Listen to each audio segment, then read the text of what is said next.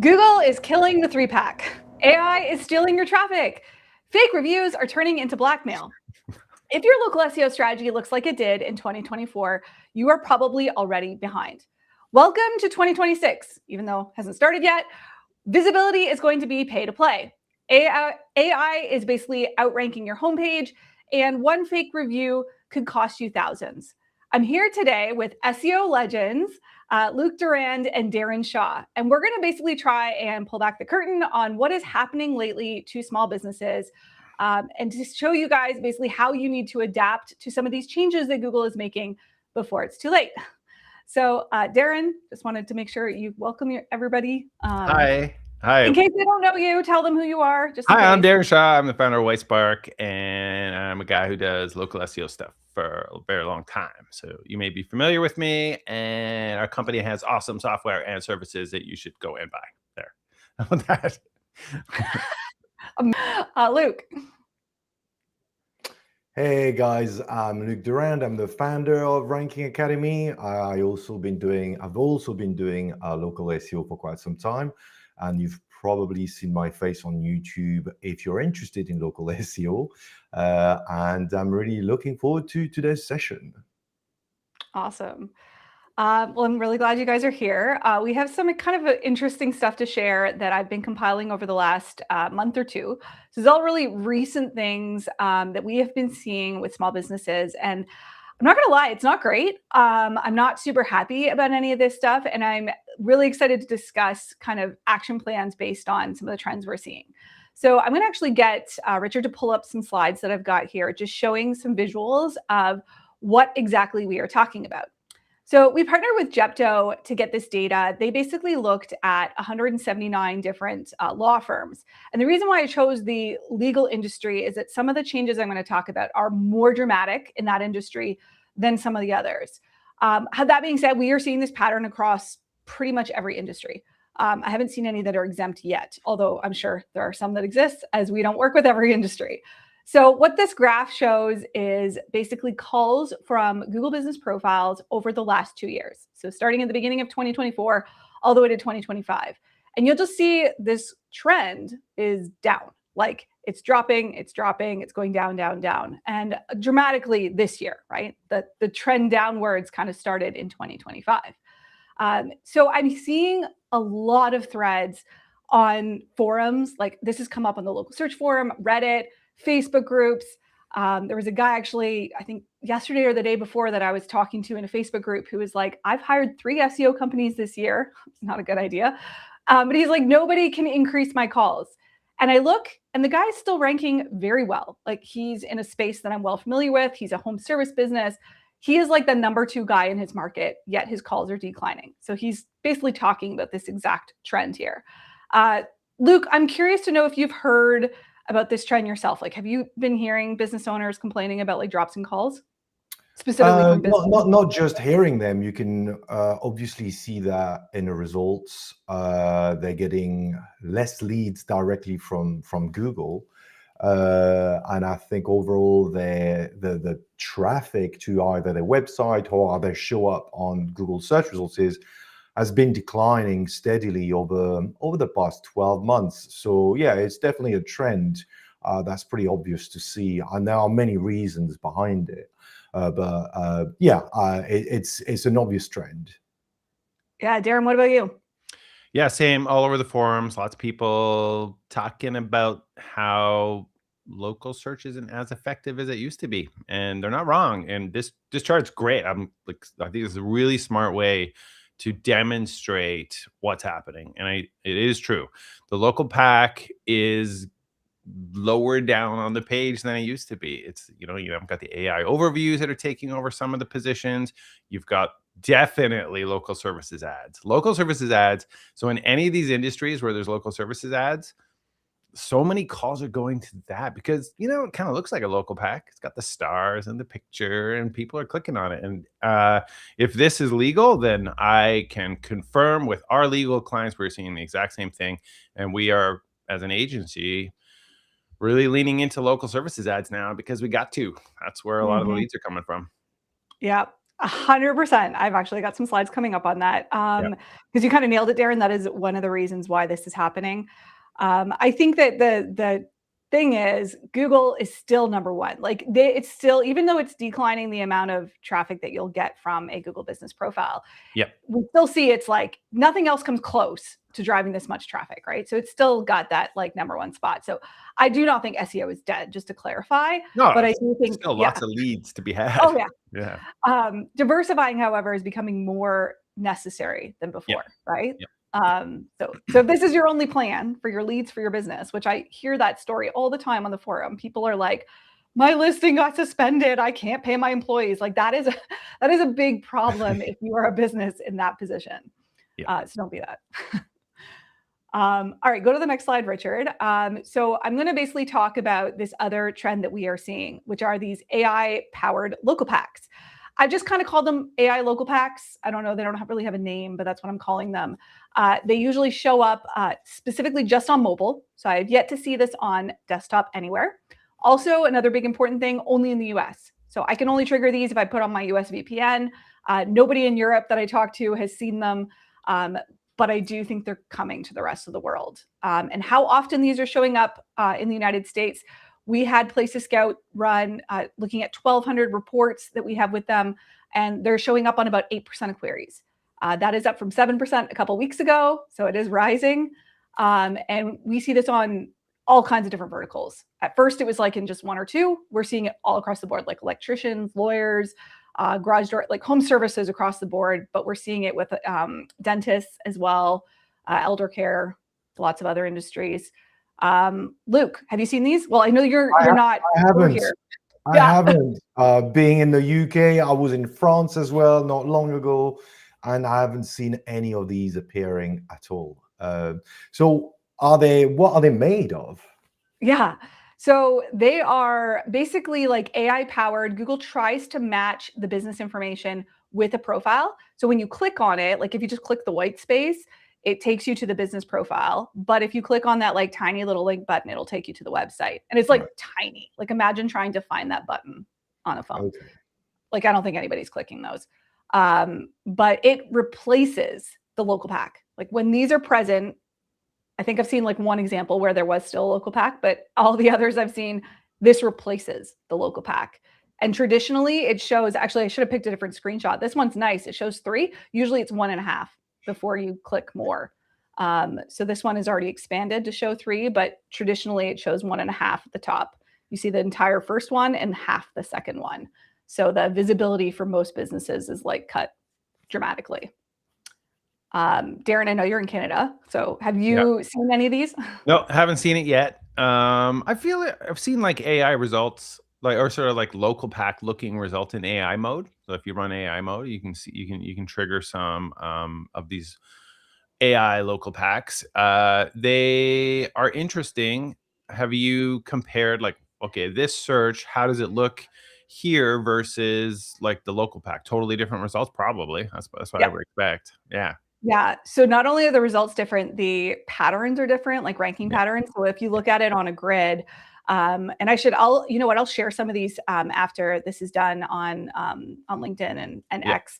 But the patterns are like, typically you have a grid and you get green, yellow, red, right? You have that lovely trifecta that is really easy for people to digest.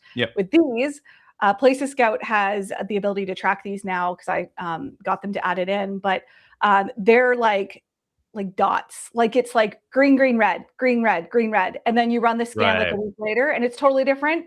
The only consistent thing is that the same businesses like have around the same visibility.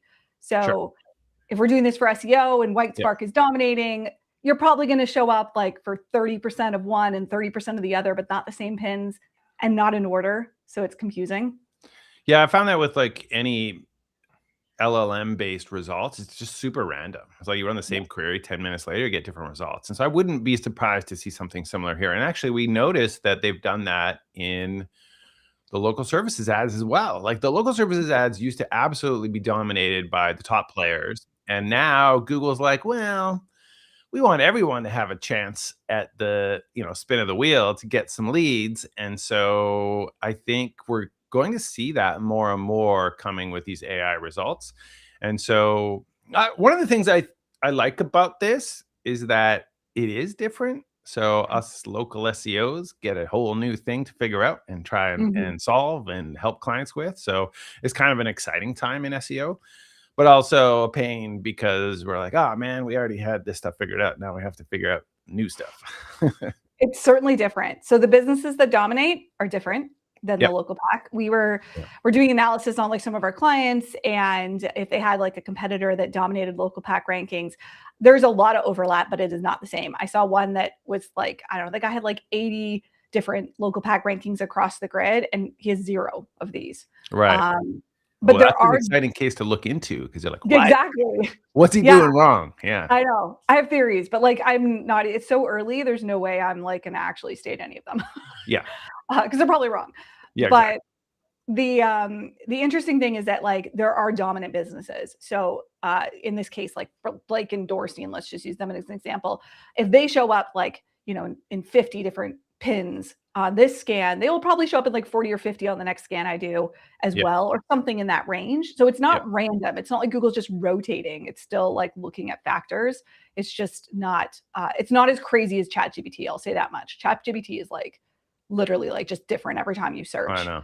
Yeah. The one question I really wonder about this is if I click this and then I click the call, will they get tracked in the GBP performance section? It should, because it takes you straight to the. It does take you to the profile. Okay. Yeah. Yeah. Yeah, because we wouldn't want to lose that data. No. I will tell you that we have a business that has had these for a month now, consistently in their market for their top terms, and their traffic is way down for those terms. Right. So it is not good. Like, I don't think this is good for anybody other than Google's advertisers. So that is my summary on these so far. Well, it kind of makes sense, right? Like if you can squeeze the small businesses and make them not get enough leads out of this, they'll be like, I guess I'm going to sign up for them local services ads. I think ultimately that's the goal, right? I mean, up to this point, Google hasn't really monetized the local SEO sphere. And you can see based on the results that the local service ads are being ramped up. It's not across all industries, but it will be that way, I'm sure. And then they're just cashing in on the real estate, and that's why everything is being pushed down. To me, that's the only name of the game as far as they are concerned. They're not really worried about giving a chance to everyone to rank number one. They just want to generate more revenue. It's pretty straightforward, and pushing those organic results further down is one of the strategies that they're using to do that. So I want to elaborate. There was a good question that came in here, like, why is it only good for advertisers? There's a couple things that are fundamentally different about these. Big one, no call button, right? You have to now click further to get a call button, which is just more friction. Guess what still has call buttons? All the local service ads and regular ads. They all have giant call buttons on them, and they are above this. So again, I have some data coming up. So that is kind of the trend that we are noticing. Our local service ads dashboard, we have a dashboard that just shows the number of leads for across all the accounts. It's like it is a mountain this year. So lots more leads coming to people that are advertising on Google, which is, again, great for Google, maybe not great for the average small business. Richard, pull up the next one. So speaking of ads, this is another trend that we are seeing, and I wasn't quite expecting it to be this dramatic when I had them run this. Again, across 1,200 reports, this is how often Google showed an ad in the local pack compared to January. So January is like 1%, and you see like, 1% time. We didn't used to see these like often, and now come November, it's like 14% of the time. And I have an example on the next slide showing what we're talking about here, just in case anybody's like not sure what I'm referring to when I talk about local pack ads. Let me just advance the slide here. So these are some examples. So the local service ads are the one in the middle there. So those are local service ads. They're on the top. And then down below, you have the local pack. That first one there for Rise Roofing, that is an ad. They don't really even look like ads. They're well hidden. Yeah. We pretty much see these like constantly on local packs on mobile. like a lot. 17% of the time on all the 1,200 reports, I feel like I always see them. Clearly, it's not 100% of the time, but they have increased dramatically. And I can tell you from looking at ads accounts, because these are traditional ads, not local service ads. The traditional ads accounts also look bonkers over the last few months. Their conversion rates are higher, their cost per lead is lower, their number of conversions is higher. So this is a win for anybody that is running traditional Google ads. Probably not a win, or I can say definitely not a win for whoever's number one in the local pack. I saw, so if you click through to more businesses, I'm now seeing quite often 3 ads at the top of the, what we call the local finder, right? So if you click more business, you get the local finder, not maps.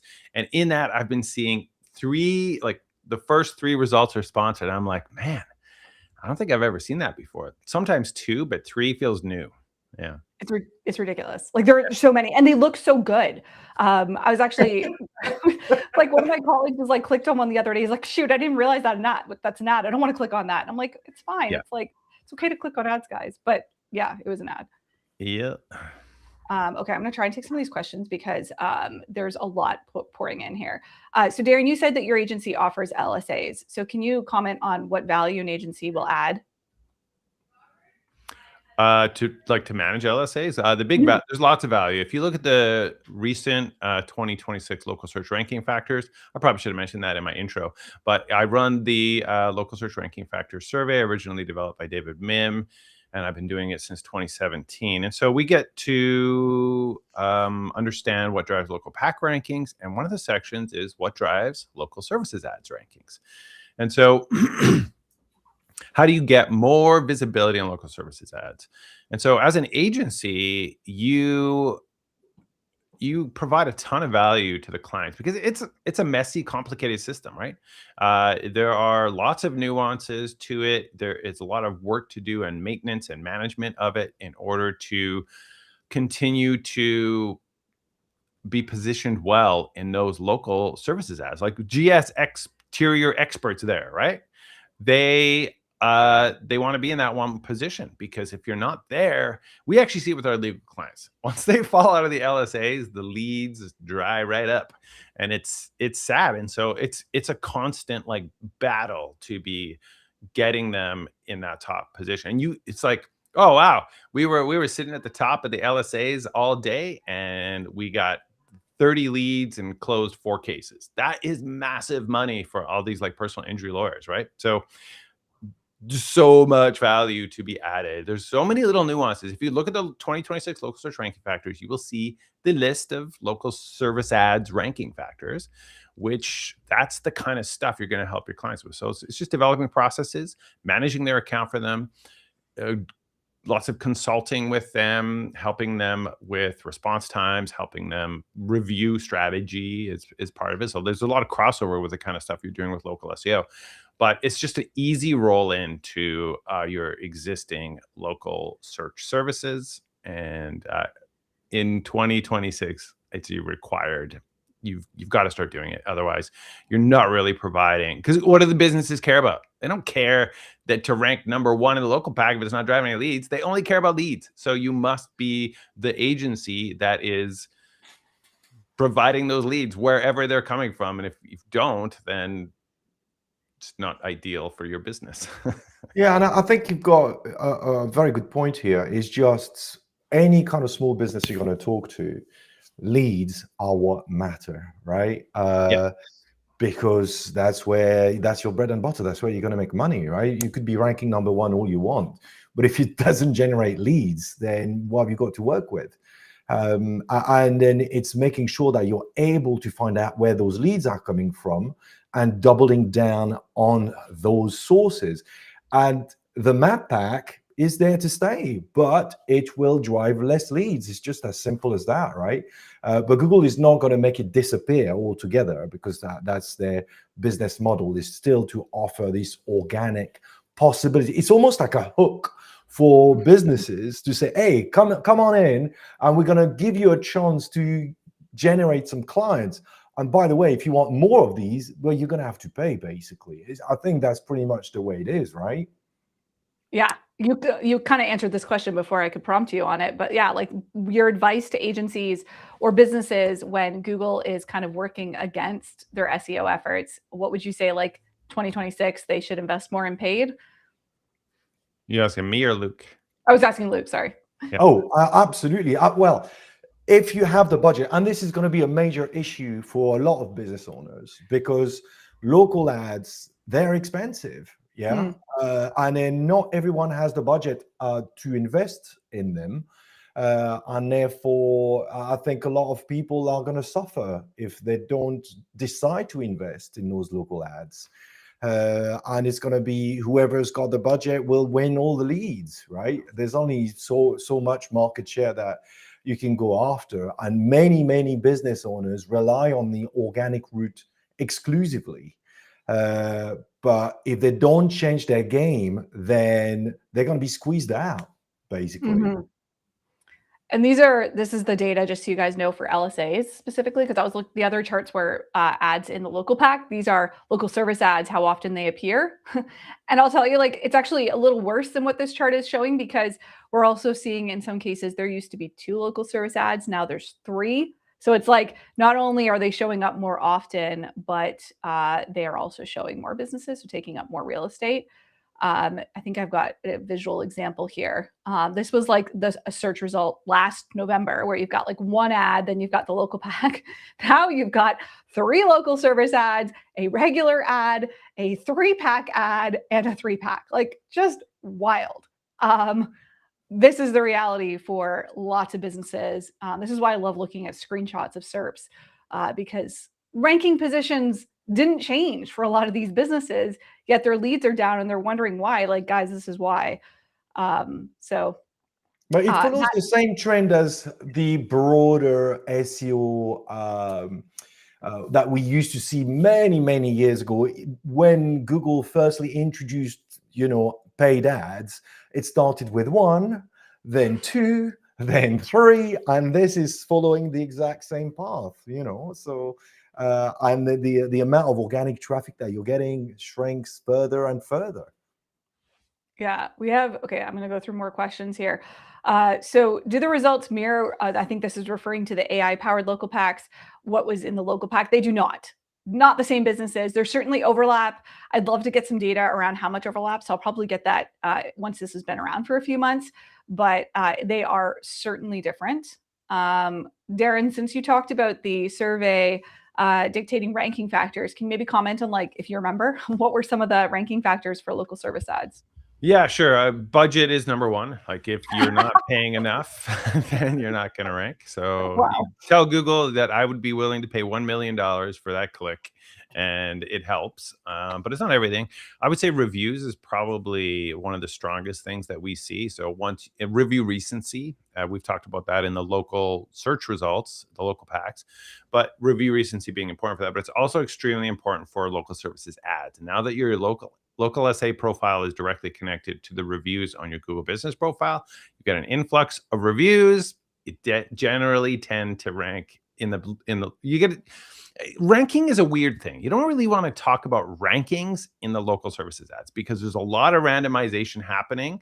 They rotate through businesses deliberately, but you will get more lead volume. Let's talk about it. Lead volume. How do you increase lead volume in local ads? And that would be reviews being a huge thing, specifically recency.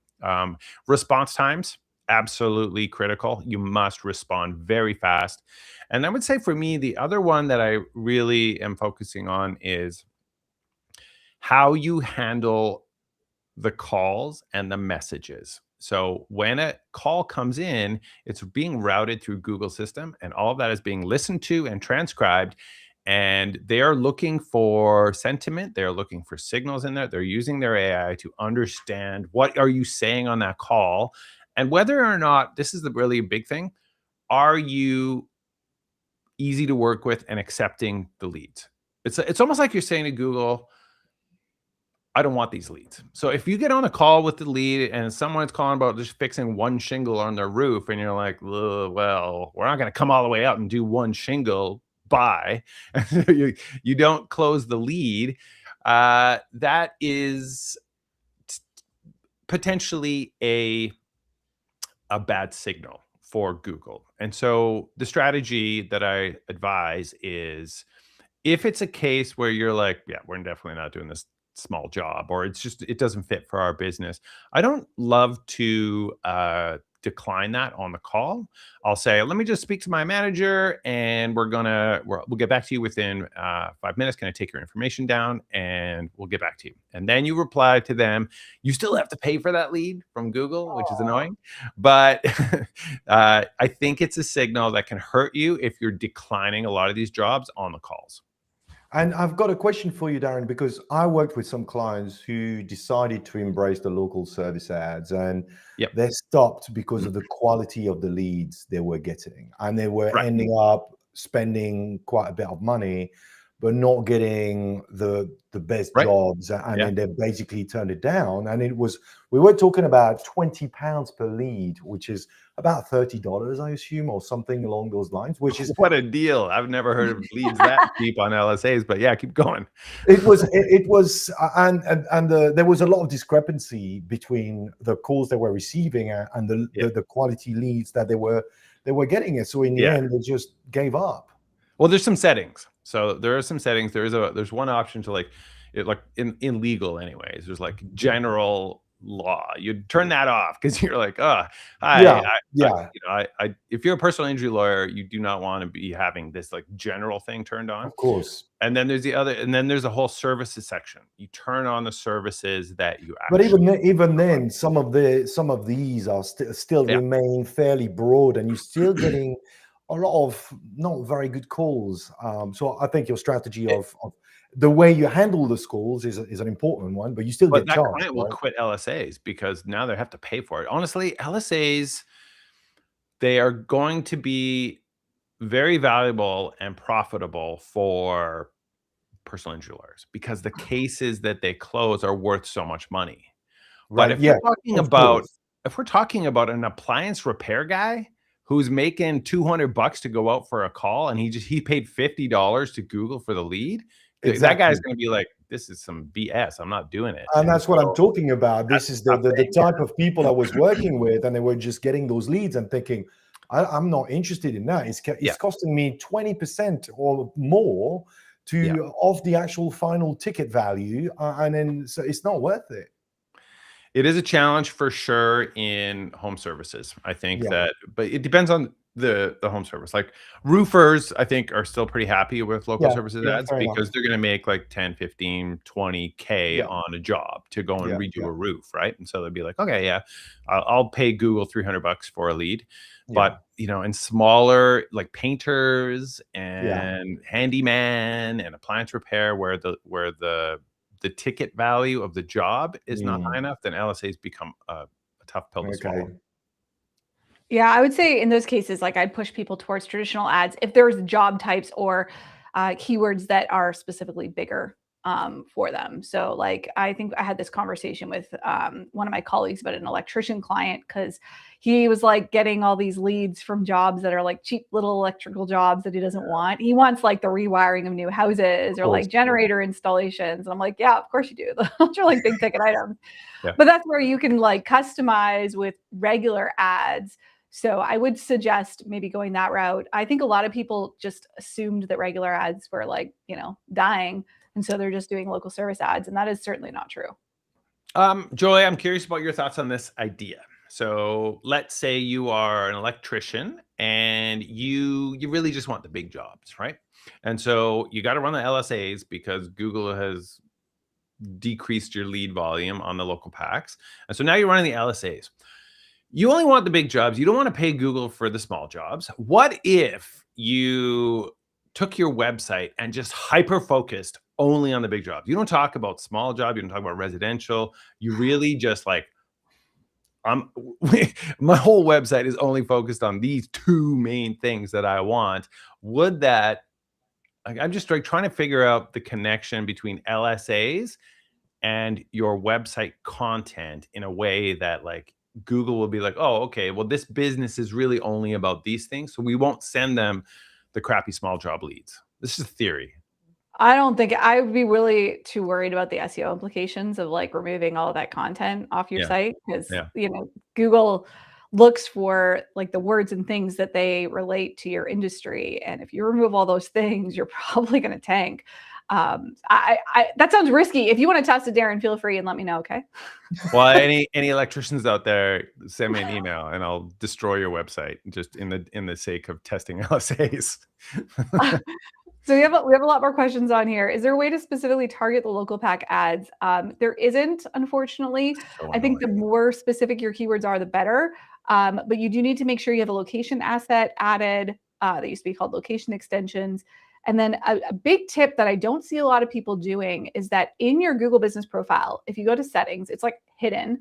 There's this field called advanced phone. I think it's called like, or ads phone number. I forget, they changed the name of it.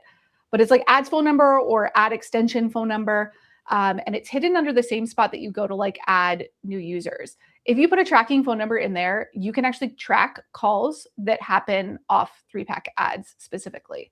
So definitely set that up. Most people don't do this. And you can actually see how many calls it's generating.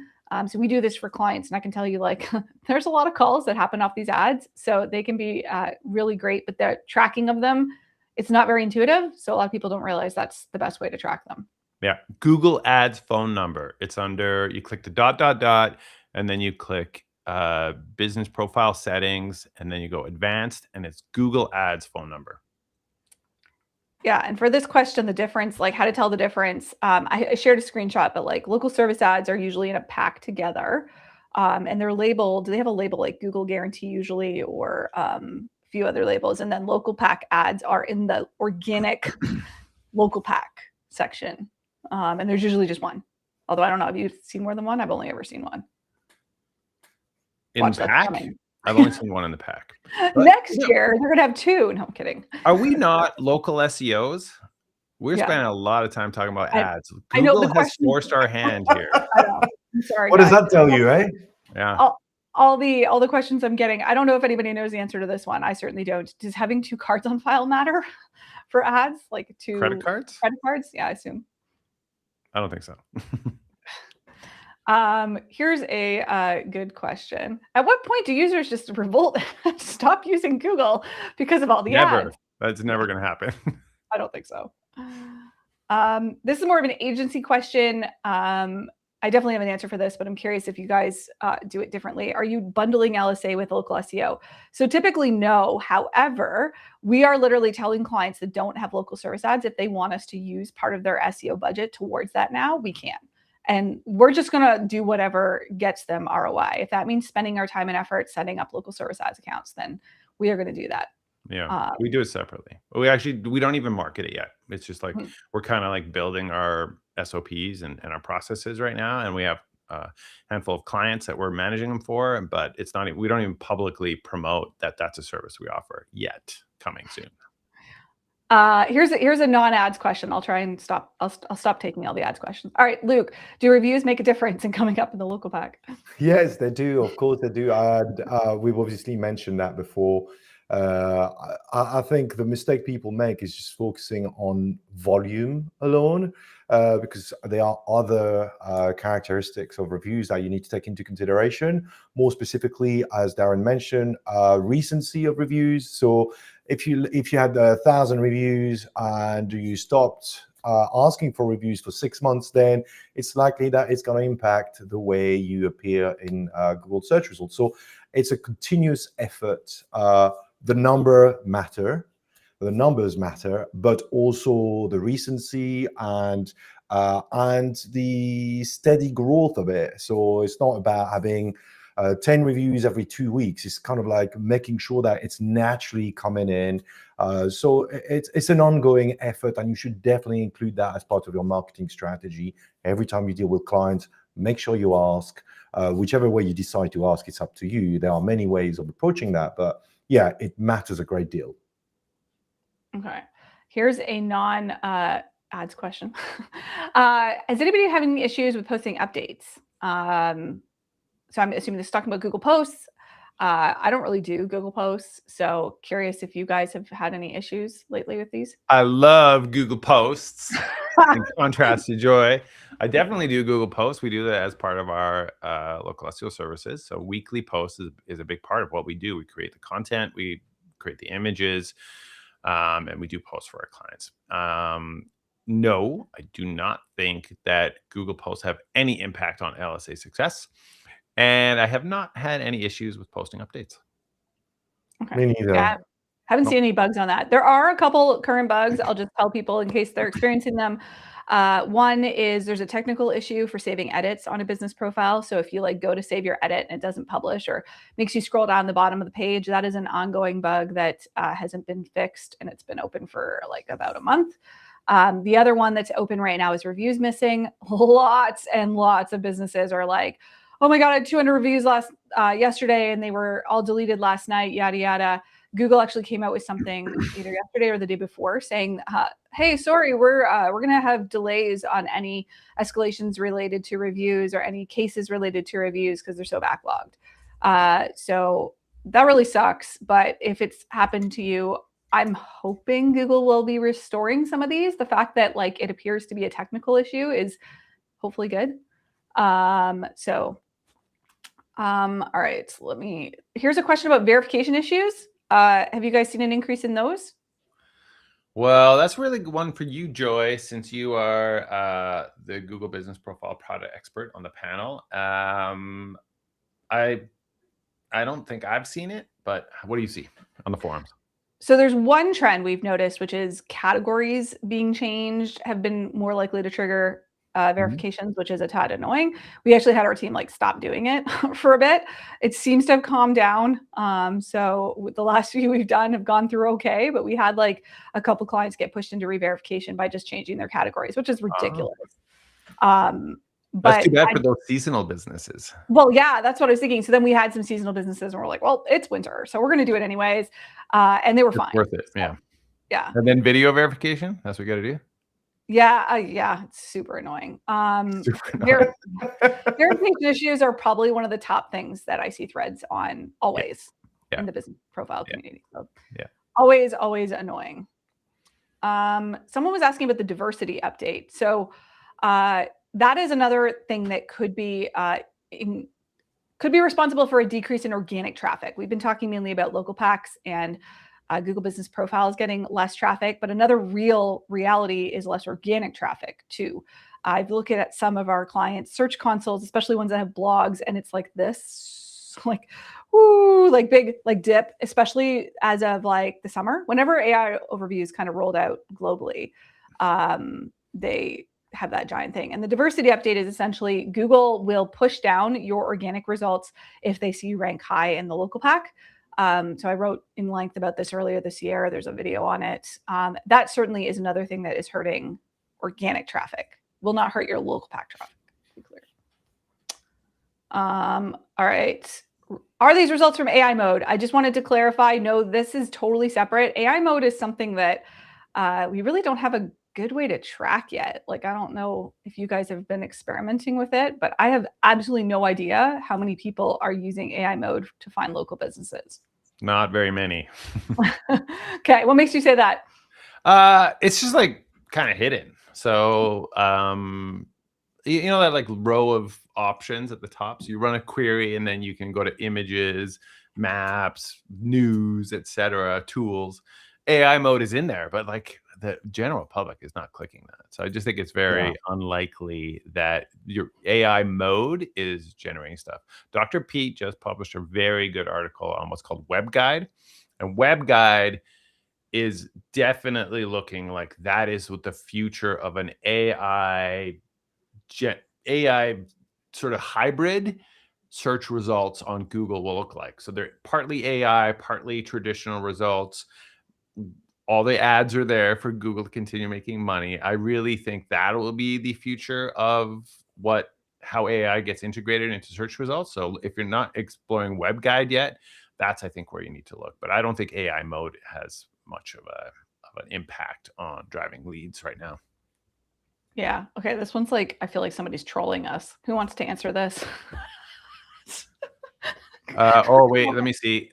Who should take that one? Okay, so I can't believe people are still asking these questions, and I'm not dissing anyone. Yeah. It's just like, my God, you know. I do wonder if you're trolling or if you're serious, because there are people that are serious about this. And I'm sure. I'm no, sure. they were never a valid strategy. They continue to not be a valid strategy. They've been tested many times. Actually, I just came across a really awesome new test where they just were so exhaustive with it.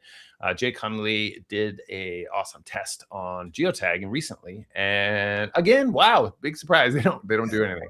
So yeah, they really are. I think they do always come in every year in the local search ranking factors as the #1 local search myth, as like, but you know why people like it? Because it sounds like there's a secret place you can put your keywords in your images in the metadata, and then you put that on Google and ta-da, ranking #1. It just sounds cool, so people love to talk about it on TikTok and YouTube, but it's BS. It is a waste of time. Don't do it. All right, we got to talk about threat number 2, which is kind of the elephant in the room. We need to talk about AI platforms outside of Google, because that was all the hype earlier this year. Everyone's like, Google screwed. Everything is going to be taking over. You know, people are going to go to like AI chatbots. ChatGPT obviously comes to mind as one of the biggest contenders. Yep. And I would like to know what actually happened this year compared to last year. What have you guys seen as far as other traffic sources that are driving business to small businesses? Luc, let's start with you. Well, I think that now you can see traffic being referred to a website coming directly from third-party AI tools, more specifically something like ChatGPT, which didn't happen before. So it's an interesting thing to observe, to see that now some conversions are also being made directly from ChatGPT once people have reached the website. So it's still very minimum, but it's growing, and I believe it's there to stay, and it's going to increase over time. Google is clearly fighting back with the recent release of Gemini 3, which apparently is better than ChatGPT, but nevertheless, I think the behavior of the users and the way they're searching is definitely changing. And therefore, those tools need to be taken into consideration. And since something like ChatGPT was first on the market, I think they seized a lot of those market shares, and people are getting used to using those tools, and there'll be more and more traffic coming from those tools. So they're not to be ignored. So yeah, and I can see that through the analytics of some of the clients that I deal with. Yeah, Darren, anything to add? What kind of traffic are you seeing from, or I should say traffic leads? Yeah, I actually think traffic is becoming less and less of a trustworthy metric. It is like traffic. I don't know, like, how much traffic are we driving? It's just, this is like mysterious metric where it's hard to really track performance based on traffic to your website, or, you know, impressions on your Google business profile.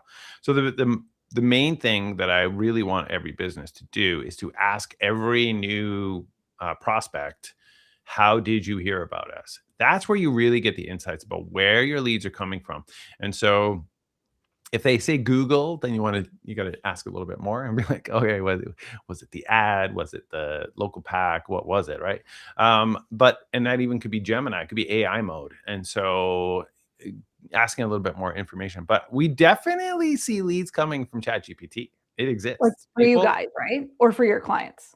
Both, yeah. Our clients will get it too. And sometimes I even see it coming in like a contact form. So we track all the referral sources through our contact forms, and it'll say UTM source ChatGPT. We do see those come in. So they actually do come in for our clients.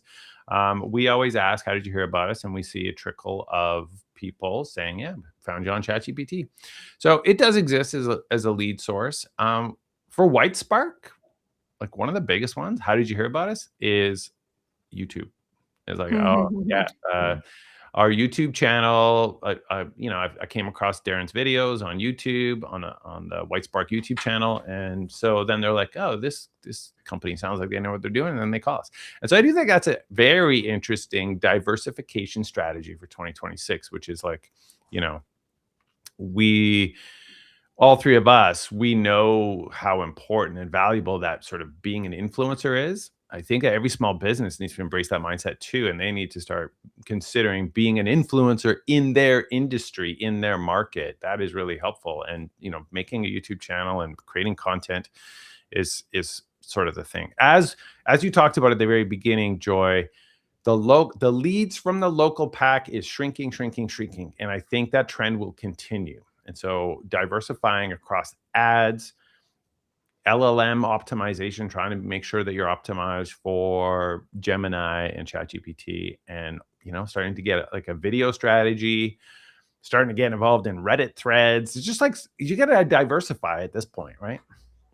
Yeah, which is actually the third threat that I had was like, where do you go to get more traffic if traffic is dwindling from Google, or where do you fill those holes? So Luc here is like, I swear, the king of YouTube. So as someone who has like the biggest channel in SEO, Luc, I'm curious, obviously how much work it takes to have a successful YouTube channel. You get it. Have you seen or have you helped any small businesses get to maybe not the level that you're at, but like something good where it's actually generating leads for them? Yeah, I've actually encouraged one of my clients to do that, because I think the biggest obstacle for those small businesses is to be in front of the camera. That's the very big step. Once they've decided to go ahead, they get some great results. And this client I'm talking about in particular, he's doing great. So he's getting some leads through YouTube. He's launched his channel. I was pushing him to launch a channel, and he launched it about 18 months ago. And the massive value behind that is the fact that not only is getting leads, he's creating content, video content that can support the content on his website, but he's also generating revenue now. So it's another additional stream of income, and I'm just trying to push him more, but it's very hard. And I think that will be the biggest challenge for all the local business owners in 2026. Going back to what Darren was saying, is diversification. You have to be dealing with shrinking Google Map Pack, but you still have to be there. You'll have to invest in local ads. You'll have to create videos and maybe target platforms like YouTube and TikTok and so on.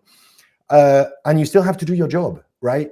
So how do you do all of that and also deal with all the AI coming through? It's becoming mind-boggling for all of these businesses. So I think platforms like YouTube, absolutely. Video marketing in general is probably the simplest way of overcoming all the challenges, because if you're on a job, then you just fire your camera, right? And then that's it. And then maybe edit it later, but authenticity that will come through that will be probably very powerful to get those clients who will want someone who's genuine. So yeah, get your camera out, or your phone. Everybody's got a phone, and the cameras on those phones are fantastic. So a little tripod, just put it there, edit it, and then you'll be fine. So yeah, YouTube definitely.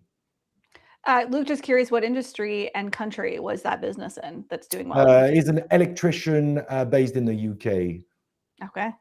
Yeah, my go-to is Roger Wakefield. He is the plumber all over YouTube. That guy was made for YouTube, though. But he has been insanely successful. I interviewed him, I don't know, I think last year. This is a good segue. I want to show our upcoming webinar for next month. Because if you haven't registered for that, make sure you do so. I'm going to be talking to Mike King. We're going to be diving into a lot more AI stuff. Mike is so smart. It makes me feel stupid sometimes talking to him, but he understands how AI bots work at a level that I do not. So I'm really excited to sit down and pick his brain. We'll talk a little bit more about things like AI mode, like how it works, if you should even care.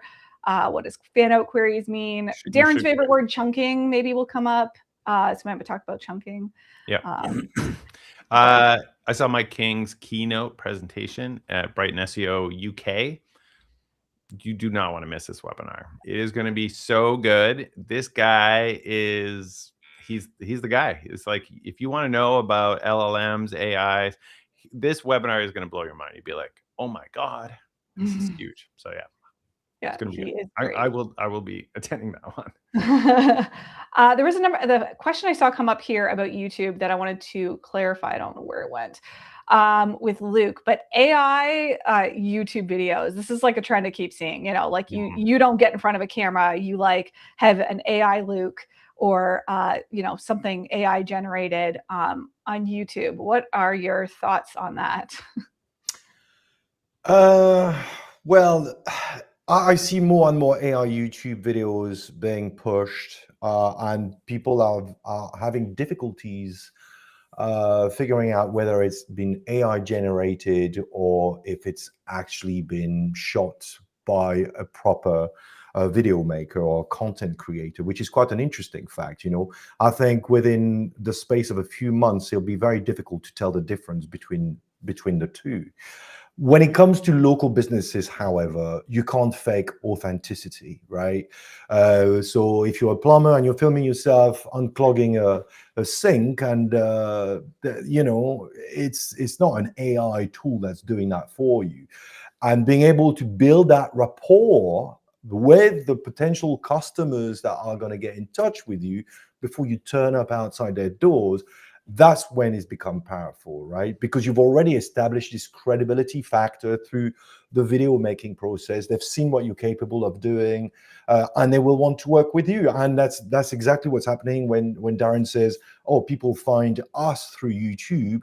They saw his face, they believe him, they feel he's trustworthy. That's debatable. And and they reach out because they understand that he's got the knowledge, the skills, the experience, and that's what will matter. So AI can't really fake that just yet, and I think it will struggle. So yeah, some AI videos will make it, but I don't think you're going to get many leads through that, which ultimately is the end of the game when it comes to local marketing. Mm-hmm. We had a question about AI agents. Honestly, save that for Mike King. That would be my answer, because I feel like he will have a much better answer than this panel will. But I do want to talk about tracking. Before I do that, Darren, you obviously develop software for tracking. You guys have made some improvements recently. Do you want to share what you've been doing over at Whitespark? Oh, sure. Yeah, we have our new Whitespark local ranking grid software. And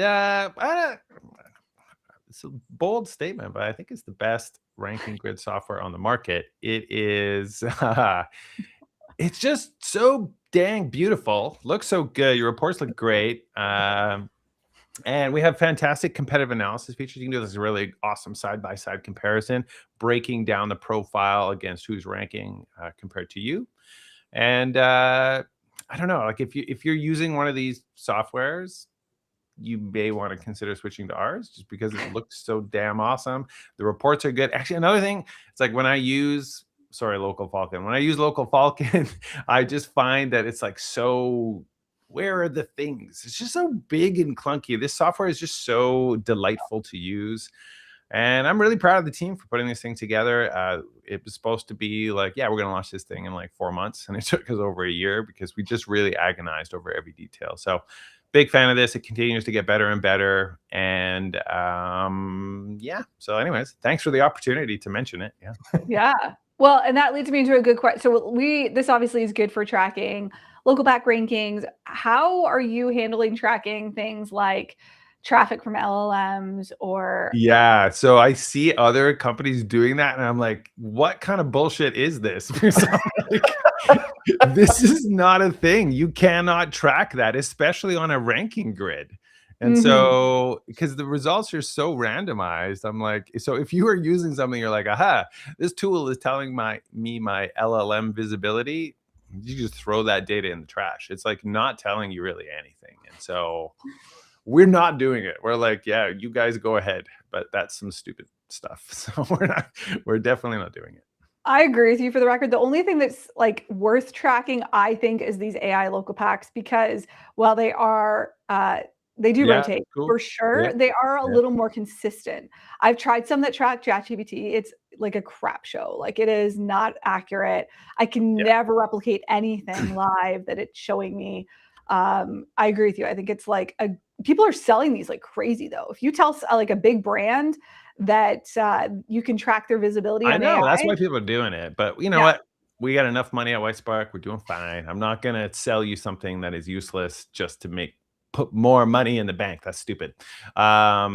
And speaking of money in the bank, what's the price? Someone asked, is it cheaper than local Falcon? It's roughly the same. I think we are slightly less expensive, but if you convert all your campaigns over, and if anyone is interested, they'll be like, it's too much work to move my campaigns over. Our support team will do it for you. So happy to move you over. Very nice. Reduce the friction. We got a whole bunch of random, no elixir comment, Darren. We have a bunch of like random questions that I'm going to throw at you guys. So Luc, I'll throw this one at you. What strategies for review generation have you seen the best results with? Review generation. So simple one, just ask your clients, right? Well, you'd be surprised. When sometimes you tell people you got to ask your clients and they feel embarrassed about asking. So ask. Now it's which method are you going to use to ask? Well, you can ask face-to-face if you're dealing with them. Send an email. I think text messages work well because you can actually create dedicated link that will open up directly in people's phones, and people open text messages, right? So the open rate for a text message is way bigger. I think it's 98% or something ridiculous in comparison to emails where you just say, oh, just review us, and you're like, nah, I don't want to review you. So that's a 25% open rate, and the click-through rate is even worse than that. So yeah, if you can send a text, send a text. Other techniques that you can use that work well is if you have people working for you, ask them to contribute and challenge them and say, hey, whoever gets the most reviews from our clients this month gets a little bonus or whatever. That works because then people will compete just for the sake of competing as well. And then at the end, you reveal the winner, and then you just give a little $50 or $100 bonus. But those tactics work very well. Or you can use a third-party tool. So if you don't want to handle that yourself, then you just pay, and then that's quite efficient too. So there's many ways. I think ultimately it will also depend on your verticals, and then how if you have a face-to-face interaction with your clients, you can ask there and then. But it's not always as simple as that. But yeah, depend on what kind of business you are. There are many tactics. For sure. Speaking of tactics, I do want to mention, if you haven't already got your ticket for Local U Global, that is happening in January. I am really excited about our lineup. Some of these speakers, I don't think I ever would have been able to convince to come to like our in-person events due to how far away they live, like Kyle Roof. I'm not sure he would have flown in from Thailand. Kyle, I did an interview with him on our YouTube channel. I think it was like one of our most popular interviews that I've ever done. He is brilliant. We have Will Reynolds also speaking. Colin Nielsen, my colleague, he's speaking. A bunch of people are speaking. I'm not going to list them all, but there's a lot of really awesome people, and it's only $100. So 135, sorry. And anywhere, you can attend from anywhere. If it's like not favorable to your time zone, we will be recording, and yes, you can access it later. For the questions about today's thing, what we're doing right now, yes, this will be available afterwards on Whitespark's YouTube channel, Ranking Academy's YouTube channel, and Sterling Sky's YouTube channel. Pick your channel, it'll be there. All right, let's go to more questions because there are so many.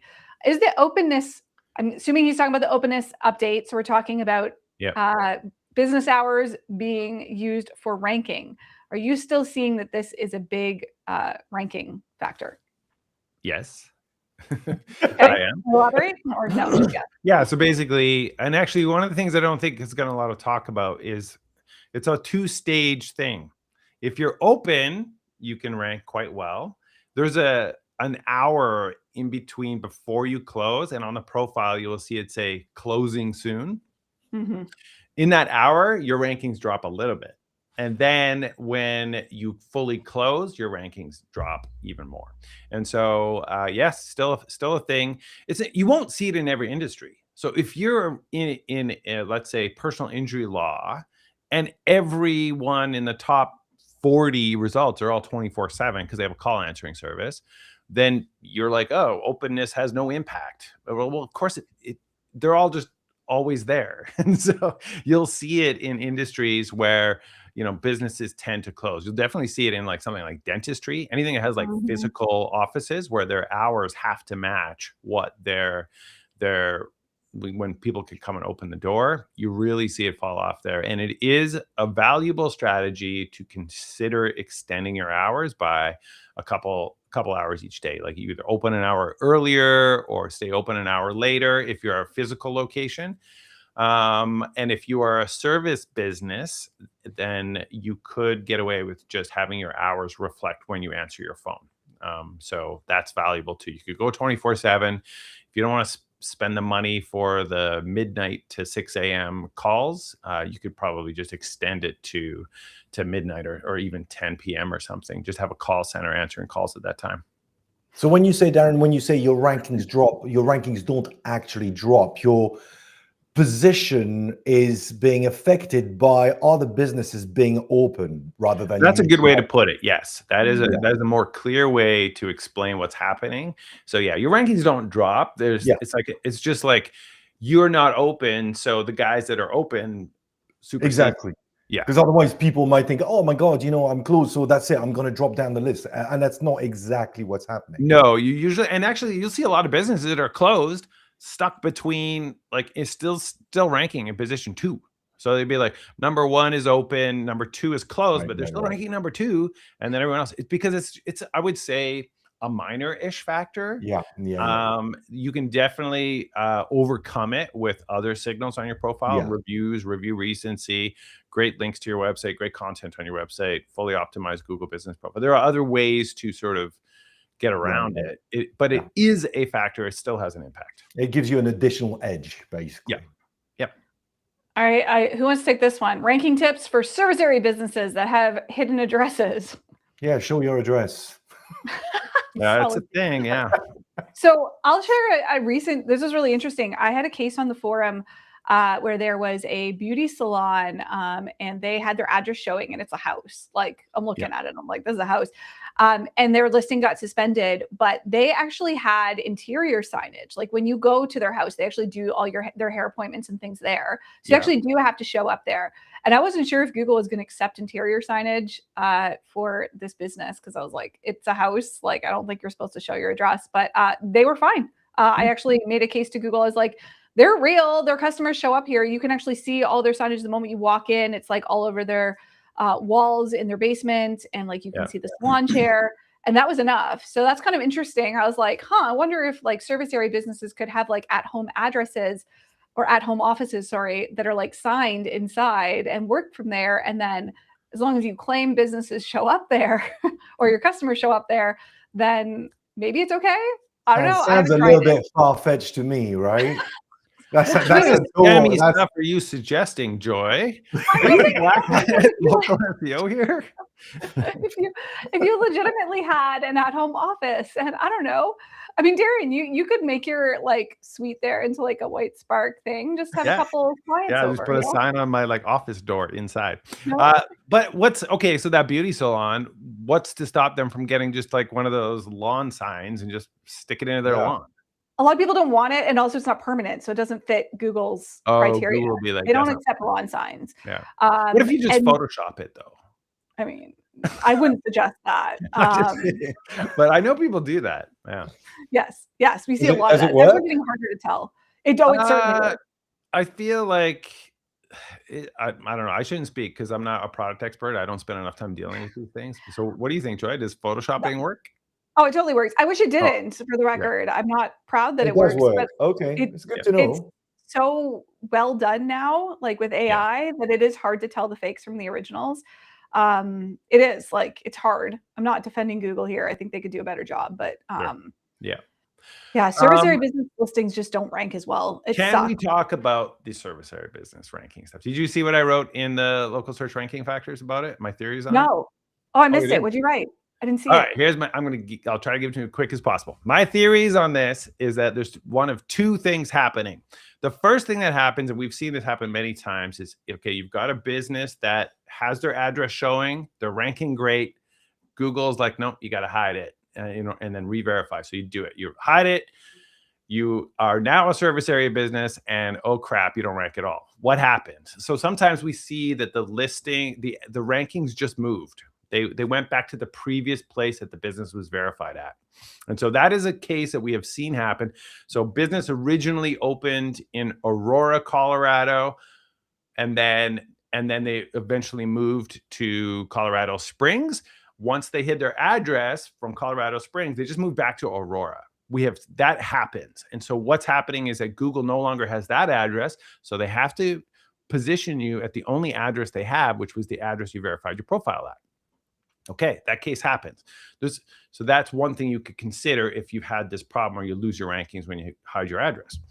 The other case that definitely happens is people are like, I'm telling you, man, I lost my rankings, but our address has always been the same. We never changed it. So where's your theory now, Darren? Well, my theory in that case is that I feel like it's so theoretical. So I want to debate it with you, Joy and Luke, and see what your thoughts are on this, because I think it's a bit of a bug. I have seen a case before where a guy did that. He hit his address, and then his rankings disappeared. He no longer ranks where he was. And he promises me he has never been in this location where his rankings moved to. He has never had an address there. His business was always registered at that address, but his rankings moved 200 miles north into the middle of the desert. Why? Yeah, that's a bug. That is 1,000% a bug. It is a bug. And that's what I think is happening to all these SABs. I think they're all being subjected to some stupid ass bug that Google has, where it moves you to just some random ass location because Google's like, oh, you don't have an address anymore. What do I do? And so it throws you in the middle of the ocean or puts them somewhere else. Like, I think there's a weird bug at Google. So that's my theory. Shoot it down, Joy. Let's hear it. The reason why this is so complicated is all your scenarios are different things, right? So the first thing you said is true. You guys did an amazing job highlighting this in a video. So Whitespark is a video that shows what happens when you try to move a service area business listing. You cannot move a service area business listing. It doesn't work. The moment you have a hidden address, like you said, Darren, you add a new address to it, the profile will move because it's now a storefront. That works. The moment you clear the address, it goes back to the address you verified the profile with. Right. So you cannot move a service area business. I brought this up with Google like a couple of years ago. I actually wrote a blog talking about how to move a service area business listing, which is essentially I reference that blog once a week. People are like, what do I do? And I'm like, well, this is the only way. I worked with someone at Google to like get the thing. I'm like, tell me, I don't want to advise people wrong. Tell me this is the correct process. And like they don't have it listed in their help center. I emailed that blog to a friend of mine yesterday. It's crazy, but I'm like, the resource. So stupid that Google doesn't have this documented in their help center. I mean, I kind of hope they don't, because it's great for people to reference my article, but like they should really document it. But you have to create a new listing. So that is problem one, right? You can't move a service area business listing, right? So that is the case if you're trying to move or switch an address. The bug is a different thing. The bug is, again, what often happens when people attempt to move things or merges happen, like all kinds of wonky things. There are bugs that will just like totally displace service area business listings. We've seen them in the middle of Kansas when they're not in Kansas. So that still happens. They're pretty rare. I will tell you that Google has patched most of those bugs. I haven't heard of one in a while. So if you have a recent case, like I want to know. Like the third thing, which is the most common, which is why service area businesses don't rank well. Because they don't. I am confident of this. I've had people tell me I'm flat out wrong. I'm like, no, guys, like I have studied this so much. Like I am confident there is a ranking disadvantage to having a service area business where your address is hidden. And the reason why is we did a test on this with a client where we hid it, then added it, then hid it, and then added same exact address. We're not changing or moving or anything like that. And then also, here's the test that you can do. Find a service area business that ranks well. I think there was one for like Locksmith Dallas or Plumber Dallas. I can't remember which one, but there's one that like, there's a guy that shows up really prominently in the local pack and he's a service area business. Go on Maps, Google Maps, search that same query. You will see it move down like 5 or 6 positions. And we have seen this in our own clients with their Google profiles and insights. If you look at insights for a traditional business, usually you'll see Google Maps is a fraction of search. It's like maybe search is 60% and Maps is 30. I'm just making up these numbers. Go to a service area business listing. Maps is like non-existent. It's like 1% or less. because they don't rank in maps because they don't have a pin. And maps fundamentally needs a pin. And they use driving directions. I mean, the black hats have tested this. Driving directions are a ranking signal. What happens when you remove that? Well, this is my backup theory. My backup theory is that it's not the actual removal of the address. It is the loss of driving directions. Yeah, loss of a pin. Although a service like a plumber never got driving directions anyways. But the loss of a pin, you now don't show up because you don't have a pin. You don't show up as related places. You lose a crap ton of visibility on Google Maps. And that will hurt your overall performance because those signals, they just didn't replace those signals. Then when you're not on maps, you lose the engagement signals, affects your local pack and other things. Yeah, I mean, you have a rank grid. That's why you should get an address. Maybe more research required. So Darren, do this. Go search the same business on Whitespark, then also do a grid on BrightLocal. You guys track separately. Whitespark uses maps. BrightLocal uses, and what you will likely see is that a service area business will rank worse according to your tool than BrightLocal's tool. Because they are using search. I just feel like there's something going on here. I need to do more research. This is a call out to anyone listening. If you have a service area business and you've had this problem where you've lost your rankings, I would love to look. I want to just run a little analysis and see if I can validate some of my theories on this. I'm investigating this right now. Send me your case studies. I'm doing a whole presentation on this topic, so it's it's like what I have researched quite a bit. Yeah. Definitely want to see some more case studies. Here's a question: do co-working space qualify as addresses? If you have a dedicated office in the co-working space with signage, then yes. Otherwise, no. And even if you did do that, I don't love it. I'm like, it just feels like you got a bit of a bullseye in order that might take you down because you're at a co-working space. And so what I suggest businesses do if you need cheap office space is what's called a sublease. And you won't find them on the real estate websites. The real estate, they'll be like, yeah, we got an office for you at $7,000 a month. And businesses are like, what?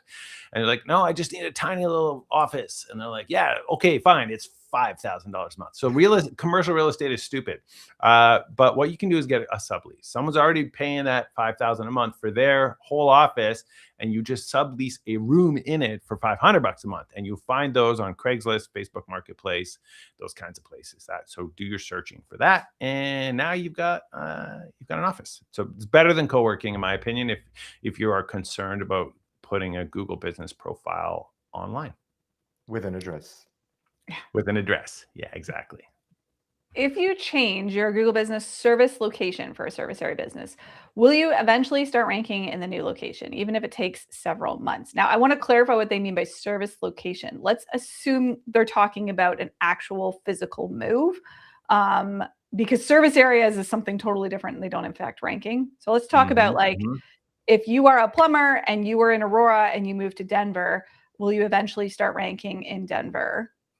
I mean, the answer is yes, right? Like, does submitting citations help? There's a question for you guys. Well, if you're showing your address, but if you're not showing your address and you say, okay, I'm in Aurora, I want to rank in Denver. You cannot rank in Denver unless you change your address to a Denver address and show it. Otherwise, you will always rank in Aurora. Service. What? Not if you set up a new profile, which is the way to move a service area business. You would have to go and make a whole new GBP in Denver. It could still be hidden, like no address showing, and then you have to contact Google and get them to move your reviews. That would be the only way to do it. That's actually online. Like, I guess if you change the service location, so I'm not sure whether or not they mean if you modify the service area that you actually showed on your profile and you just change it to something else. Will you rank in that location? And the answer is no, right? Yeah, exactly. We said physical move. So not talking about physical move, then that's the way to do it. And I think I dropped the link to the Sterling Sky article, and that's how to do it. And so it really describes how to do it. If you want to put that up on the screen, that link is the way to do it. But service areas in the Google Business profile have no impact on ranking. You can add a service area, and you will not rank better there. Okay. What do you guys suggest for home-based service businesses about putting their address on their website? home-based service. Do we need to put Google Maps and location on a website, even if clients never go to the business address? I would suggest it if you don't care. And I like big asterisks here. If you don't mind your home address being publicly visible on your website, that's not like a privacy concern. Certainly there's a ranking advantage to having the address listed on your website. So I would do that if you don't care about the privacy thing. I agree with that for sure, because it is definitely a thing. We see that businesses with the address showing tend to rank better. And also for customers who come on your website and they're not quite sure where you are, and then suddenly they can see that exactly where you're located, so they feel a bit more reassured that you're the right kind of business. Yeah, there's definitely a trust factor there. What about businesses that service the entire state? And now we're talking about service areas. Well, you got to be careful about the 2-hour driving distance. You can get your business profile suspended if you set a service area larger than 2 hours driving distance from your location. So have you seen that? Has that actually happened? I don't know. Vinay told me it happens. He sees cases where they get suspended. You actually don't see too many cases where that was the reason. This is not a policy. I know it says in the guidelines. It's a guideline, a suggestion. It is not a policy. Like, yeah. And there's people that will disagree with me, but I'm like, I was talking with some of my team. I'm like, have you ever seen a business suspended for this? They're like, no. And like, Whitespark got suspended. And we set our service area to be all of UK and all of Germany. So, and we're a Canadian company, so that looked suspicious. But I wouldn't say we actually got suspended. Like we had multiple things going on, so maybe it wasn't that. Yeah, probably wasn't the reason, right? You were doing some really, really weird stuff with that listing. Yeah. You probably should have been suspended sooner. But yeah, the 2-hour rule is not. I should write about this. Okay. I feel like we should put this because it's not a rule. Like it's not something that. Although what confuses people is I've definitely seen Google support agents reference it.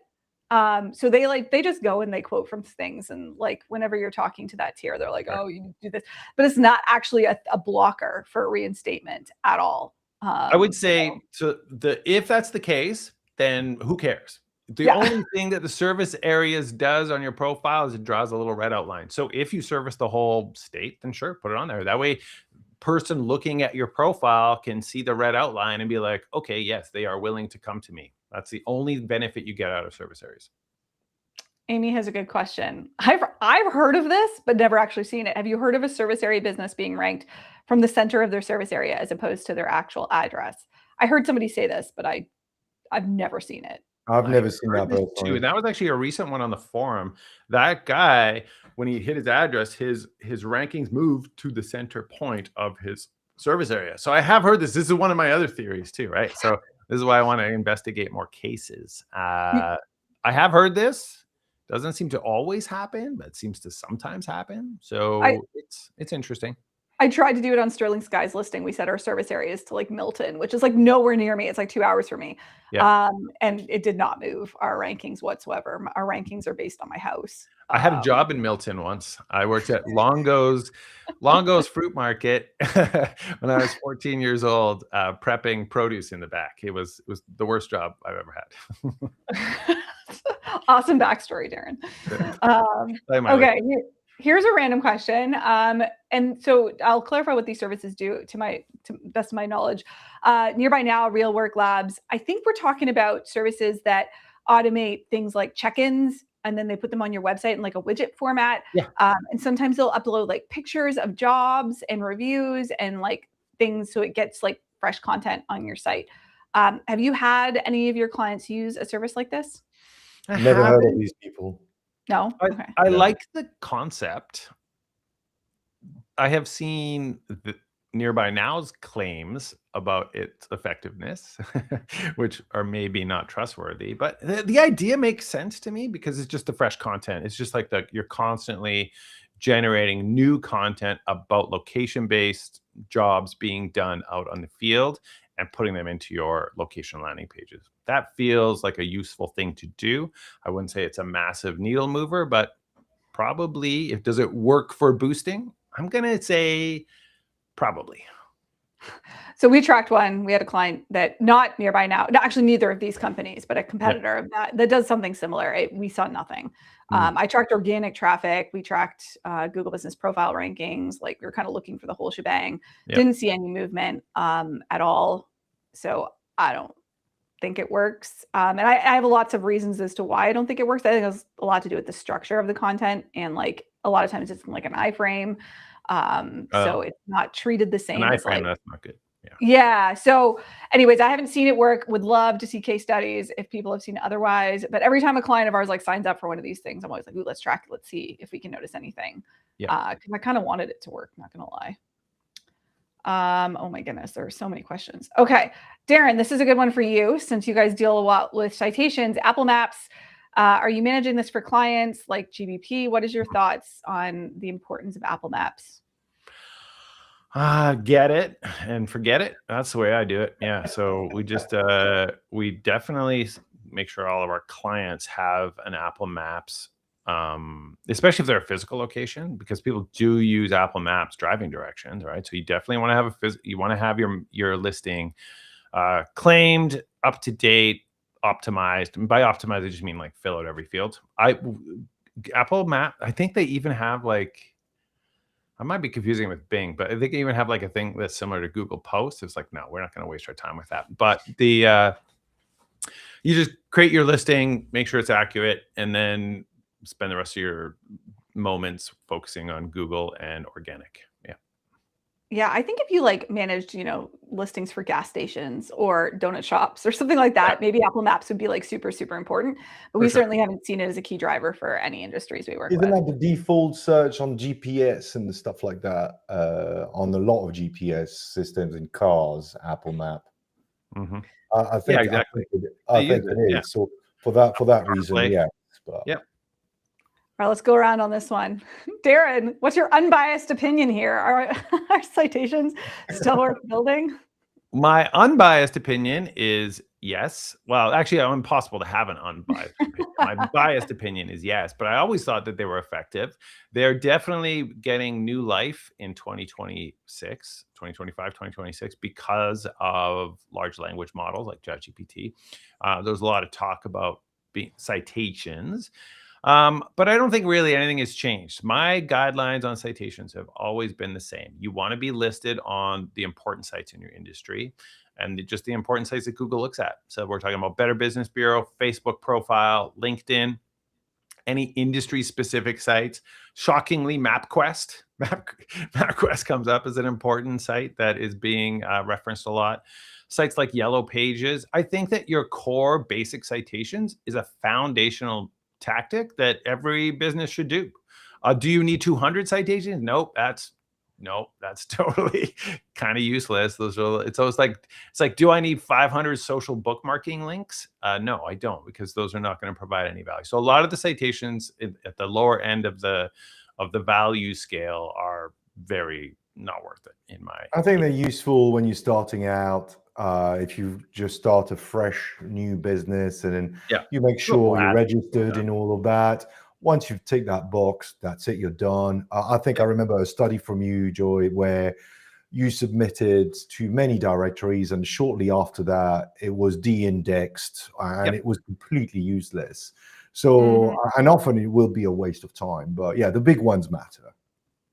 Yeah, I always say like the better the site ranks on Google, the more valuable it is. So if you want to know if a citation site is worth it, I usually will plop in the domain into Ahrefs, see how well that domain as a whole is doing over the last 5 years, like put the scale back and just see, what's the one you always pick on? My Huckleberry, Darren? My Huckleberry, it's my favorite citation site because it's got the best name. It won't pass this test if you put it into Ahrefs. No. Yelp though. So the question here from Steve, Yelp. Yeah, I should have listed that in my core. You must have Yelp. Yelp is agreed. Okay, so I want to clarify this. This is like a really misunderstood topic. So how many miles apart do GBPs have to be? First of all, their storefronts.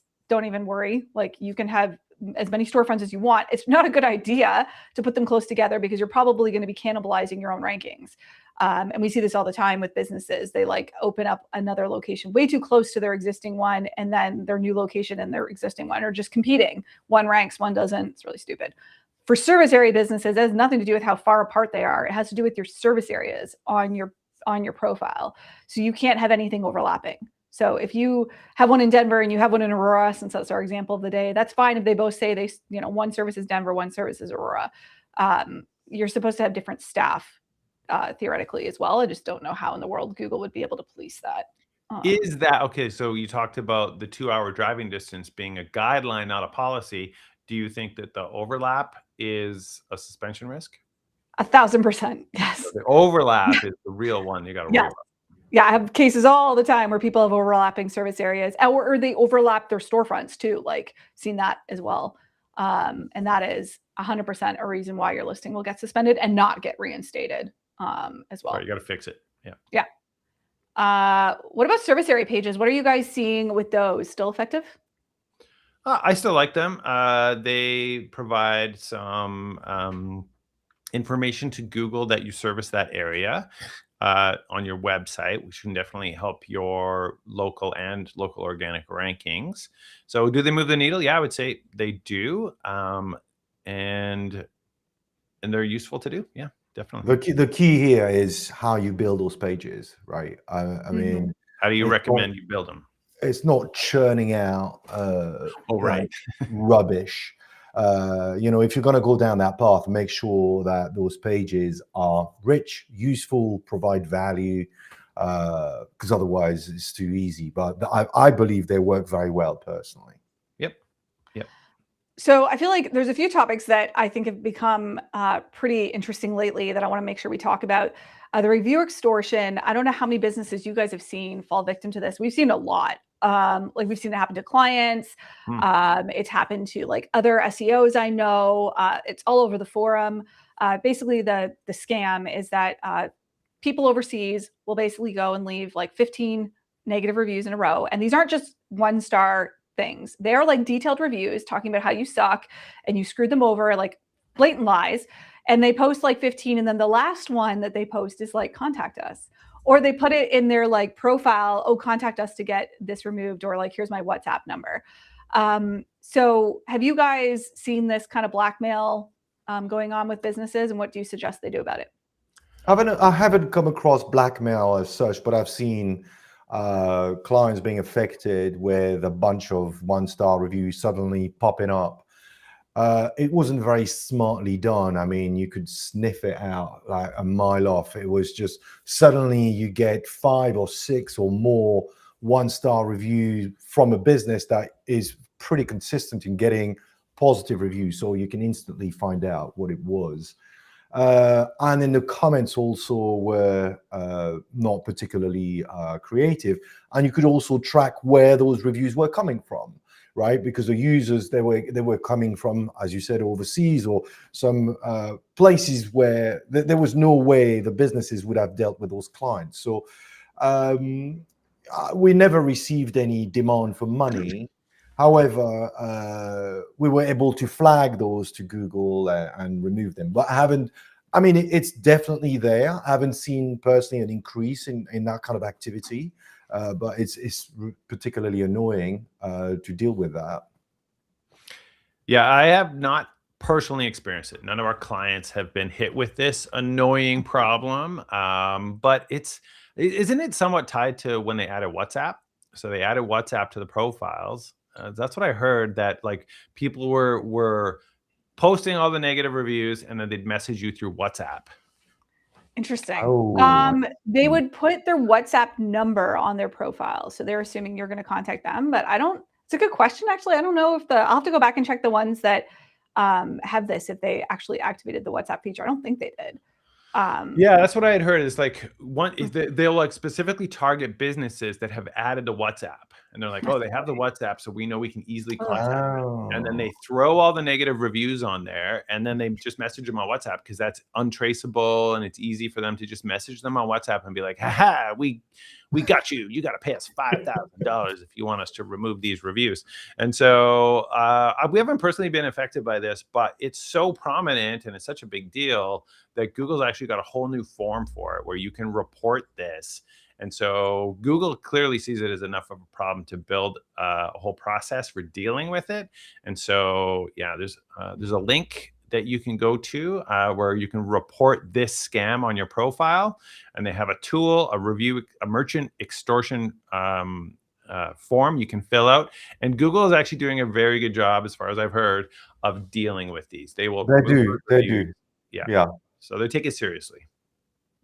Yeah, it's actually a pretty fast turnaround. On all the cases that I've handled, I want to say it was in like 2 days, like a day or two. Yeah, they're doing a good job. Yeah, so we'll put the link out there. And we have a video actually coming out on this topic, I think in January, on the Sterling Sky channel, just talking about, actually talked to one of the review scammers. It was quite amusing. Via WhatsApp, I decided to contact him. The guy called me bro. It was quite the thing. So anyways, I did a whole video on it that we're going to publish, but cool. I was like, seriously, bro? Like, yeah, no, I'm not your bro, but thanks. So another review related trend that we are seeing is what I call review jail, but it's basically Google gives you an alert. You get an email, which is shocking. Google actually being transparent. They send you an email. They're like, you have a review restriction on your profile. They last 30 days. They are gone usually after 30 days, and it's for a review violation on your profile. And this is something that was pretty much non-existent last year. We are seeing it's starting to increase in volume, especially over the last month or so, hearing lots of stories of businesses getting nailed with these. And really interesting is Claudia Tuamina has been tracking a new use case for it, because previously we were seeing it with businesses that were offering incentives in their stores. So like, there's proof of that. And she's been noticing it's now tied to volume. So we actually had her on our subreddit yesterday. There was an AMA if somebody wants to grab the link. And so we were talking quite a bit about it. And she was saying that businesses that basically their volume of reviews goes up substantially and then stays up for a period of like 3 months. She's seen them get nailed with a review restriction. Google's basically removing a good chunk of those reviews, not allowing them to get any new ones for 30 days. And then there's like a warning on the profile as well that says like reviews have been removed because they were suspicious. So that's an interesting trend. I'm like, volume that's not something I've seen before. Yeah, so it's almost like a spike, and it does make you wonder how bad of an idea it is if you haven't gotten new reviews in a very long time, and then you're like, oh yeah, right, we got to get reviews, and then you blast your mailing list of 30,000, and then all these reviews come in, and then Google's like, this looks suspicious, slaps a warning on your profile. That's concerning. Yeah. So the good news is I asked her about that exact scenario, Darren, because we've been tracking a business that did that. They had a different thing, another video I have coming out soon. But it was a business that like their volume increased by 80 in one day.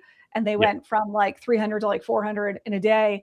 And it does not apply in that case. She said it's only happening for businesses where the increase is continuing to happen over several months. Velocity. Yeah. So if you get like a bam, like, because that happens all the time naturally, like a business does an event or something happens. That's true. Yeah, you had an event. Yeah. So like that is normal, concert, I don't know, something like that, right? And so it's only if it's been like over a time period. Right. I think she said 90 days, if I remember correctly. But I think what Google is looking for is like businesses that are incentivizing. I think they're looking for a way to scale that, because as of right now, I want to say like almost every single case I've seen, my theory is that somebody reported them. Like somebody went into the store, took a picture and sent it to Google and was like, this business is offering incentives. Because how could they possibly report that? There's a form. There's like a dedicated form that you can report, review incentives. Google really doesn't like them. And they will take them all down. That's one of those things where they're pretty harsh. But this new thing, I think it's just like their way of trying to figure out how to automate it. But if those reviews are genuine, will they, will the client be able to recover them? So far from Claudia, because she's been tracking a few cases, she said not a single one has had the appeal go through. They're stuck with the 30 days. That's terrible. And I think for some of her cases, they weren't doing anything wrong. It was just volume. But like one of them was like a cannabis store. So it's already an industry that Google doesn't trust. But yeah, like if you're super aggressive about it, and I think my theory, I don't know if this is true, but my theory is they have a lot of foot traffic on people. So they'll know how many people visited your store, and they can measure that as a percentage. And they're like, oh, if 90% of people that visited your store left you a review, that's not normal. Or actually, if 600% of people that visited your store left your review, it's like foot traffic for the day, 4 people, but you got 7 reviews on that day. Now, I'm assuming that the foot traffic, talking about that, is based on people carrying a mobile phone and GPS tracked. Is that correct? Yeah. So have you heard of I think it's a black hat strategy of people purchasing multiple phones and going into specific stores, and so to create this imaginary foot traffic, so then the business would rank better? Darren, you just posted about this yesterday. Well, yeah, that was the Holly Stark's driving directions. It was like that is old. I think she did it like 7 years ago or something. But she put like 100 cell phones in her car and did driving directions to the business. That is maybe different than foot traffic. Foot traffic is an interesting one for the black hats to manipulate. And so, like, you know, your suggestion, Luc, as one of our premier black hat SEOs suggesting these tips, but you could just get all these phones and take them into a business, and would that help your rankings? I haven't seen any research on that. I wish I could share the story, but I was told in confidence. It certainly does help your ranking if you can manage to manipulate that. Yeah. Because I know somebody who's successfully done it, and their way of doing it was shady. So not anything I would suggest doing, but CTR manipulation or anything that manipulates traffic it does work. The one thing that I will say that I keep hearing, we had a guy, Ian Ovens, sorry, probably mispronouncing his last name. He also did an AMA on our subreddit recently, and he has a CTR manipulation tool. And he said that it doesn't work the way it used to. Like, Google changed it. I think it wasn't last year, it was the year before. And he's like, it's significantly different than it used to be. And it's not the same, like, you know, silver bullet that it used to be. Because people used to do it and they would like skyrocket. I watched businesses do this. And he said it's a lot harder than it used to be. And you also can't do it on a business that ranks the 20th. So unless you're already getting close to the top, it's not worth doing. That's interesting. He said he's like, my best clients are the white hats. And he's like, they're, you know, the ones where their businesses are like 5th or 6th, and they just need to get them to like the first positions. Right. That being said, guys, I do not do this as a tactic for my agency. I don't suggest it. Like, even though he's saying it works, I would not do this. I think it's risky, and I'm not a big fan of risk. Of course. And it would, logistically speaking, it must be quite difficult to put in place, right? You don't walk into a shop with 100 mobile phones in your backpack, right? It's just, it's crazy. There's lots of people that offer this as a service. I mean, if you really want to go that route, there's tons of people, probably in our comments. I'm sure they're all going to comment, but like that, it's just not, I think there's better ways that don't involve as much risk. Oh yeah, so definitely. That's my take. But is it really a risk? Google. Well, again, having talked to enough people, yes, I've heard stories. If Google catches you, it's very similar to link building, right? Like, I think you got to report it. Yeah. Buying links works amazing. Like, if you go buy like a bunch of links, you will rank really fast. It works so well until, again, if you get caught, then Google does it all. So it's an if game. I just don't like playing. I have a certain level of risk that I'm willing to take, and I try to avoid tactics that are really risky. On client, yeah, exactly. That's why we need test listings for playing with There you go. Go test it on Whitespark, Darren. But honestly, like, you don't need to. I can already tell you it works. Like, it does work. I've seen enough, talked to enough people, seen enough presentations on it in the last year. I have no doubt that it works. So it is what it is. All right. Let's go to more questions because we have a ton. All right. Ranking in Gemini, AI, and Perplexity. What are the strategies? So I want to take this one and start by saying, I don't think you should care yet as a small business. Agreed. And the reason why I say that is I've been looking at our clients. We looked at our biggest client, like, it's a giant site. They have like over 1 million visits from Google. And looking at just how many leads they got last year from all the AI sources, ChatGPT was 2% of Google. So, like, why would you spend time focusing on a channel that is 2%? I can tell you YouTube would be higher if they were doing that. So I do not think this is something I would invest in at this point. Maybe that'll change, but as of right now, I wouldn't spend time and effort on this. But you don't really have to do anything different. That's the thing, man. It's like Mike will talk about this differently when he comes on the webinar. But the standard SEO is really the foundation of how to rank in Gemini anyways. And so the only couple things I would consider switching up in your strategy, if you're not already doing it, trying to get listed on the best of lists. That's one thing. Also diversifying your review strategy, and then maybe looking at what the LLMs are citing for citations and making sure you're listed on those sites. But other than that, just keep doing the content on your website. Think about entity SEO. So as you write content on your website, write in what's called a semantic triple. So this business is this business does this. Make sure that that kind of language is on your website. But other than that, you're just doing SEO. Yeah, I think a lot of businesses don't realize, like, it's not very intuitive to repeat their business name on their website, but you kind of have to. Yeah. So that is something that every small business should probably start doing if they're not already. All right. What lead tracking source do you use for calls? Any preferred vendors? Lead tracking source we use CallRail. Yeah. Same. Yeah. All right. And is it okay to use a call tracking number on your GBP? Yes, classic question, classic SEO question from 2007. So yeah, you can definitely use one in your Google business profile. Just put your real number in as an additional number, because you got 3 number fields. So you got the primary number, that's the one that you show on the profile. Add your additional number in there, and you can definitely use a call tracking number on your GBP, and it is highly recommended, because the only call metrics you get in the performance section of GBP is mobile click to call. And so any desktop calls, or if someone just sees the number and then they call it, you won't be able to track that. So you'll actually see a huge difference. I think Joy did some great research on this. You see a huge difference between the number of calls Google reports and the actual calls you get from your Google business profile if you set up call tracking. This is an interesting one. I personally haven't done anything with TikTok ads. Have either of you done anything with TikTok ads?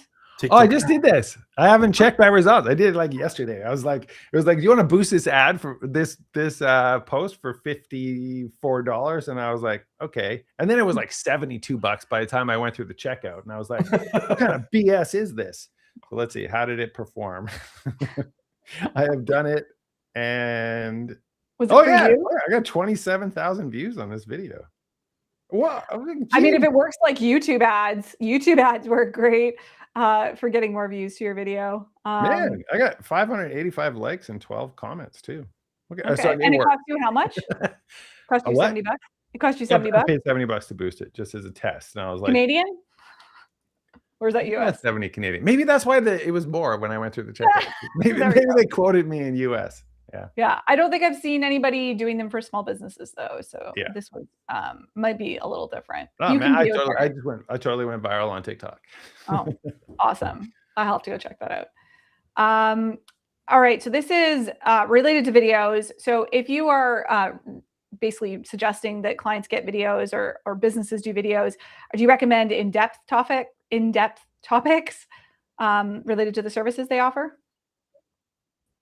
Luc, is this for me? You're the video guy. I'd be more of a in-depth topic. I'd rather call it niche topics than in-depth topics. So specifically, I've got my client that I was mentioning earlier on, who's an electrician. He fixes on-the-floor heating electric systems, and that's pretty niche, right? And he's doing a lot of videos on that, and he's getting leads just showing where the underfloor is broken, and then the electricity sparkling and stuff like that, and explaining to people, we're not going to destroy your flooring, we're going to do this, these are the tools that we use. And so yes, absolutely, I would definitely recommend that. Another thing that he does, which I worked with him on, is storage heaters, which are electric storage heaters. So I've gone down the route of doing a broad storage heater piece of content, but then I went down the specific brands on that. So I'm creating videos on the back of that as well. So on his website, he's got those specific brand of storage heater that he repairs that is also supported by the videos that he's created on his YouTube channel. So absolutely, I think it's a great combination. And then if I look at his analytics, you can see that the pages on his website are being supported by those videos, are generating a lot of views, but also a lot of leads. So it definitely, I would definitely recommend that. Yeah. And then you're facing less competition, and your conversion rate will be a lot higher as well. Awesome. Darren, I'm going to put this next one at you. For local grid trackers, is it recommended to track service, near me, and also keyword plus city? Service plus near me, or just keyword plus city? I like tracking both. Like, I think they're interesting. I think they are different. So keyword plus city, keyword plus near me, keyword plus city, yeah, basically that. And then just keyword on its own. I generally do the three of those: keyword on its own, keyword plus city. And I see very big differences actually when tracking with the city in there. Like, we have clients that just blanket the whole city in rankings when searched with the city in the name.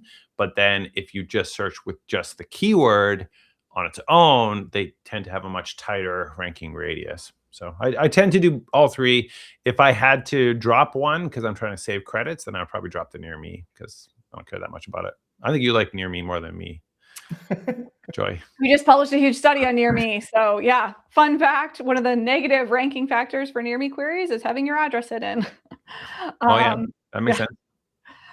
Here's a question. Does timing of reviews really matter? Supposedly Google is suspicious if the customer is on site. It's a really interesting pattern, I think, to track. The thing that Claudia was talking about, because all of the cases, the reviews are being left in the store. And it makes me think, like, yeah, like, what is the likeliness that you have a 300% increase of reviews left at your location that's natural, right? Like, that does look suspicious. So it sounds like you're offering incentives. That's probably what Google thinks you're doing when you do that at that scale. So that is my theory. And it's something they can track, right? Yeah. So definitely something to keep an eye on.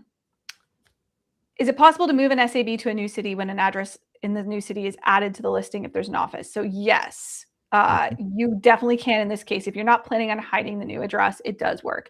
Darren highlighted this in this video. It worked until he removed the address. Yep. Oh, here's a good one. How do you handle the removal of a negative Google review that was not written by a first party when Google already denied the appeal? So how do you prove it was not a first party customer? It has to be in the review. Google will not accept any argument you try to present. You have no proof of this. Maybe they used their wife's account to leave the review. Maybe they used some other account. There's no way to know if that person was actually a customer of your business, and Google will not get into that debate with you because you can't prove it. And so you are out of luck. How do you handle it? It's pretty tough. You can report it. You can try the different options for reporting it. You can just keep hammering the reporting tool, and maybe one day you'll strike gold. But I think that it's pretty tough.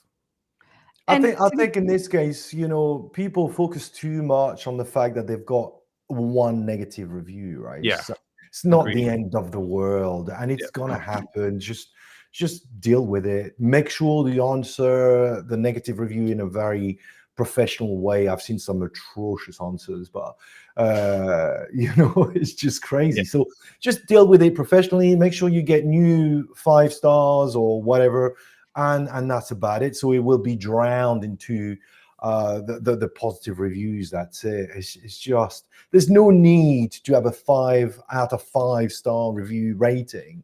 It sounds the wrong message anyway. Nobody's perfect. So just, don't get your knickers in a twist, as we say in England. Knickers in a twist. Yeah, I will say too as well, sometimes these aren't actually against Google's guidelines. Even their guidelines says this. What it means is, like, if somebody's mean to Luc and then he gets me and Darren to go leave negative reviews, like, that's not supposed to happen. But there are legitimate cases where, for example, if it's like your kid that had an experience and you leave the review, Google's not likely to remove it because the kid can't actually leave a review itself or himself. So there's lots of cases where it's fine. And they also have to be super explicit in the review. It's like, oh, this guy was rude to Luc, my friend, and it wasn't me. And if they say that, then usually they'll remove it. Okay, I want to ask you guys some quick questions here. What is actually going to be working as a strategy? So when we're talking about 2026 and what you're doing for your clients to help improve their rankings or improve their traffic and leads from Google, what are some of the go-to strategies? Maybe list 3 that you are going to be focusing more on than you did in 2025. Darren, I'm going to start with you. A review strategy, definitely moving the needle big time in the local packs and in the local services ads. Another lead generation strategy we're really focusing on in 2026 is local services ads. So that is a big thing. Like, you've got to really focus on it.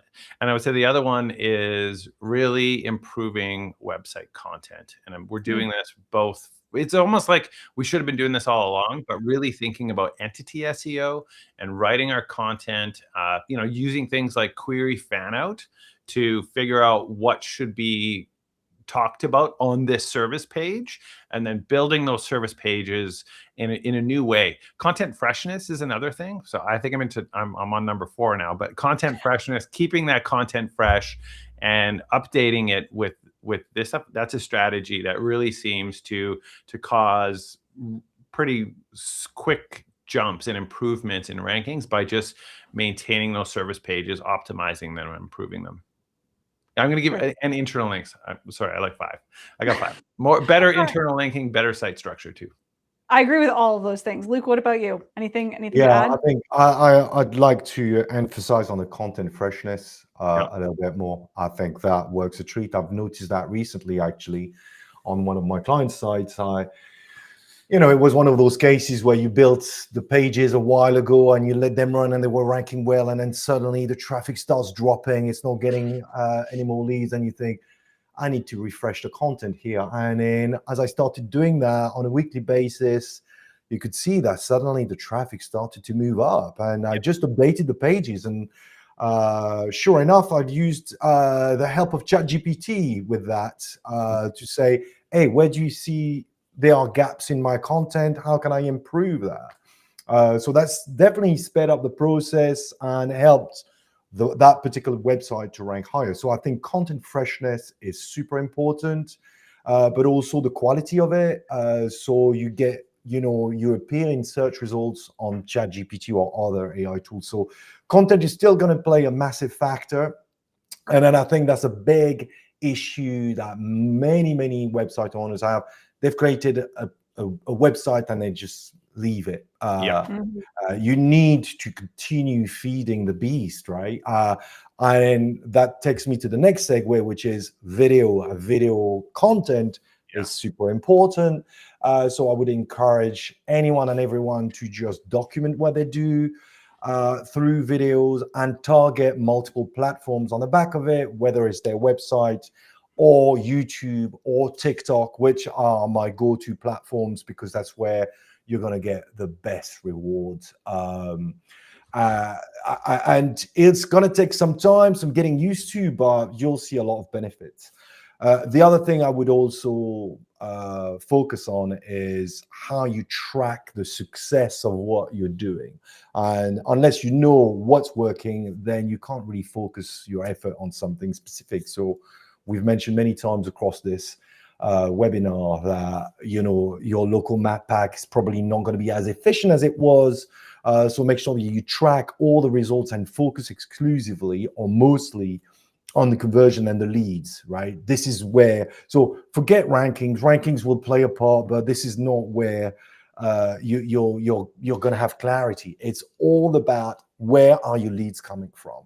Okay, and then if they're dwindling away, what is it that you need to do in order to mitigate that? And the last thing is, your Google business profile will be more important than ever. So make sure you've got everything logged down. Publish videos on that if you need to. Make sure that you've got images showing before, after, all of that, because people will still go and visit. So don't underestimate the value of that either. So that these are the 3 areas where I think you should focus your efforts on. Yeah, mine, I mean, honestly, a lot of mine were the same. So for content specifically, we have been interviewing clients. I feel like that is necessary. The days of SEOs writing content for their clients. I mean, we are not experts on the business and the business type, and we're not going to come up with anything unique that's not already on the internet. And I think that's the thing that we need to try and get out of small businesses is think about the topics and things that you are seeing recently that maybe don't exist already online. What trends are you seeing? What stories? That type of stuff. The more unique, the better. We also built an internal review tool to focus on reviews so that we could actually give our clients targets to hit every month based on what their competitors are doing. So if, all their competitors are getting 20 reviews a month and they're getting 10, they're falling behind like fast. Smart. So Did Noah build that? Yes, Noah did build that. Good job, Noah. That's a good one. I love that. Yeah. It wasn't something that existed anywhere. I'm like, well, we should be I haven't seen that before. That's smart. Yeah. I didn't publish it because I refuse to be a SaaS company, but that's something that we're using just to get benchmarks. And then social media would be my third. We are starting to package that in. The two platforms we're starting with is Reddit and YouTube because we have seen the most overlap in SEO benefits as well as social benefits. And it's also like two platforms that we're well versed in now after doing them for ourselves. Yep. And when you say Reddit, are you talking about the business owner creates their own subreddit or the business owner engages in their industry? Engages in their industry. I think having your own subreddit, that's a big undertaking. I can tell you. So maybe we'll get to that point for our clients, but at this point, it's just engaging and watching for threads that mention your business and things like that. What do you use to monitor Reddit? Actually, Reddit has their own internal tools that seem to be sufficient. Noah also built me one. So Noah built me a tool for that too. But Reddit Pro is inside the Reddit account. You can set up like terms to track. It is much better than Google Trends. Google Trends only will pick up on stuff that's like indexed and it doesn't pick up on everything. Or Google Alerts, sorry. But Google Reddit Pro, so they're pretty terrible. So inside Reddit Pro is it's on the left-hand side on the panel. It allows you to put in terms. All right, quickly, because we don't have much time left. So I'm going to make you stick to 3, Darren.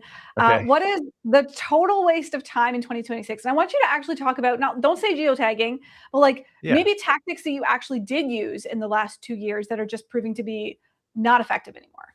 What are you pulling back on?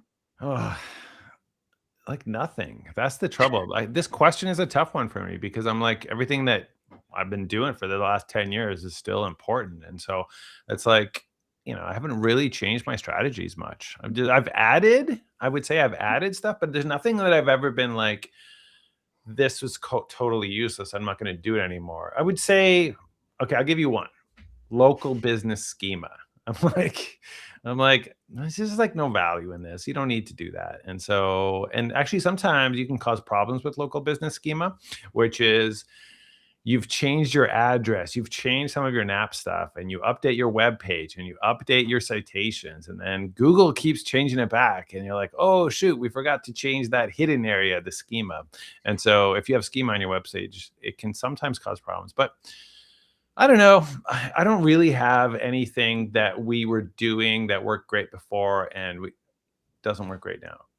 I'm surprised you didn't say spam fighting. That was what I was expecting you to say. But I might have one more. I find that that those guest post links that you buy from guest post sellers, they used to work much better. And so we've got back on that. And I'll say nothing else.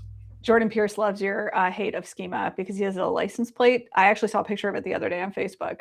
Schema. Yeah, it's great. Really funny. I'm sure the rest of the world's like, what the hell is that? Yeah, exactly. Luc, what are your 3 ones you're pulling back on?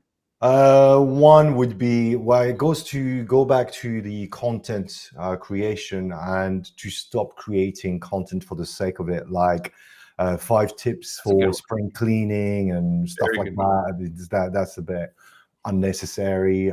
AI will do a much better job than you do, and you're not going to write anything that hasn't been written before. So churning out blog posts for the sake of churning out blog posts in the hope that you're going to get some leads, it's not going to work. So just don't do that.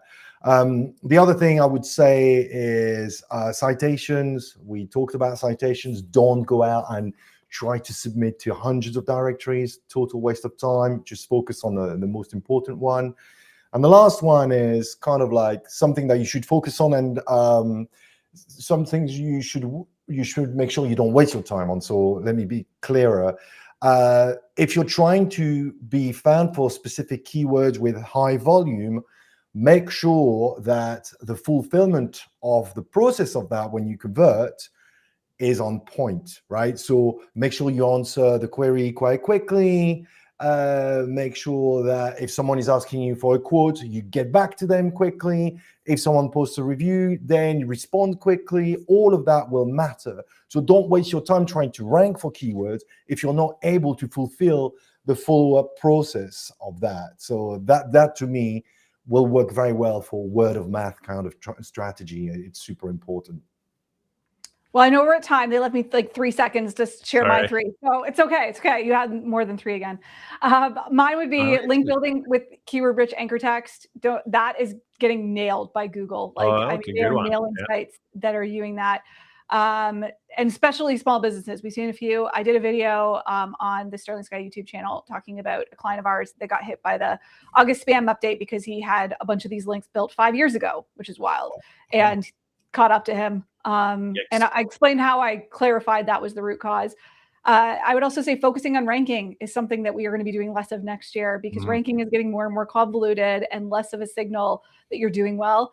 And my third would be SEOs writing content instead of the actual business writing the content. So those are my 3. We have a lot of questions we didn't get to. I want to make sure you guys get your answers. So here's what you should do. This is going to end in a few seconds. Go to either Ranking Academy, Sterling Sky, or Whitespark's YouTube channel. Put your question there, and we will answer it on YouTube after. So that way everyone gets their questions answered. Sorry, Darren, I just gave you a bunch of homework, but yeah, I'm like just speaking for you. This will be streamed at all 3 of those channels, so you should see the video replay there. I know we covered a lot. Thank you guys so much for your time and for joining us, and hopefully get to do another fun one of these next year. Yeah, thanks for having me. This was always fun. Thank you, everybody. And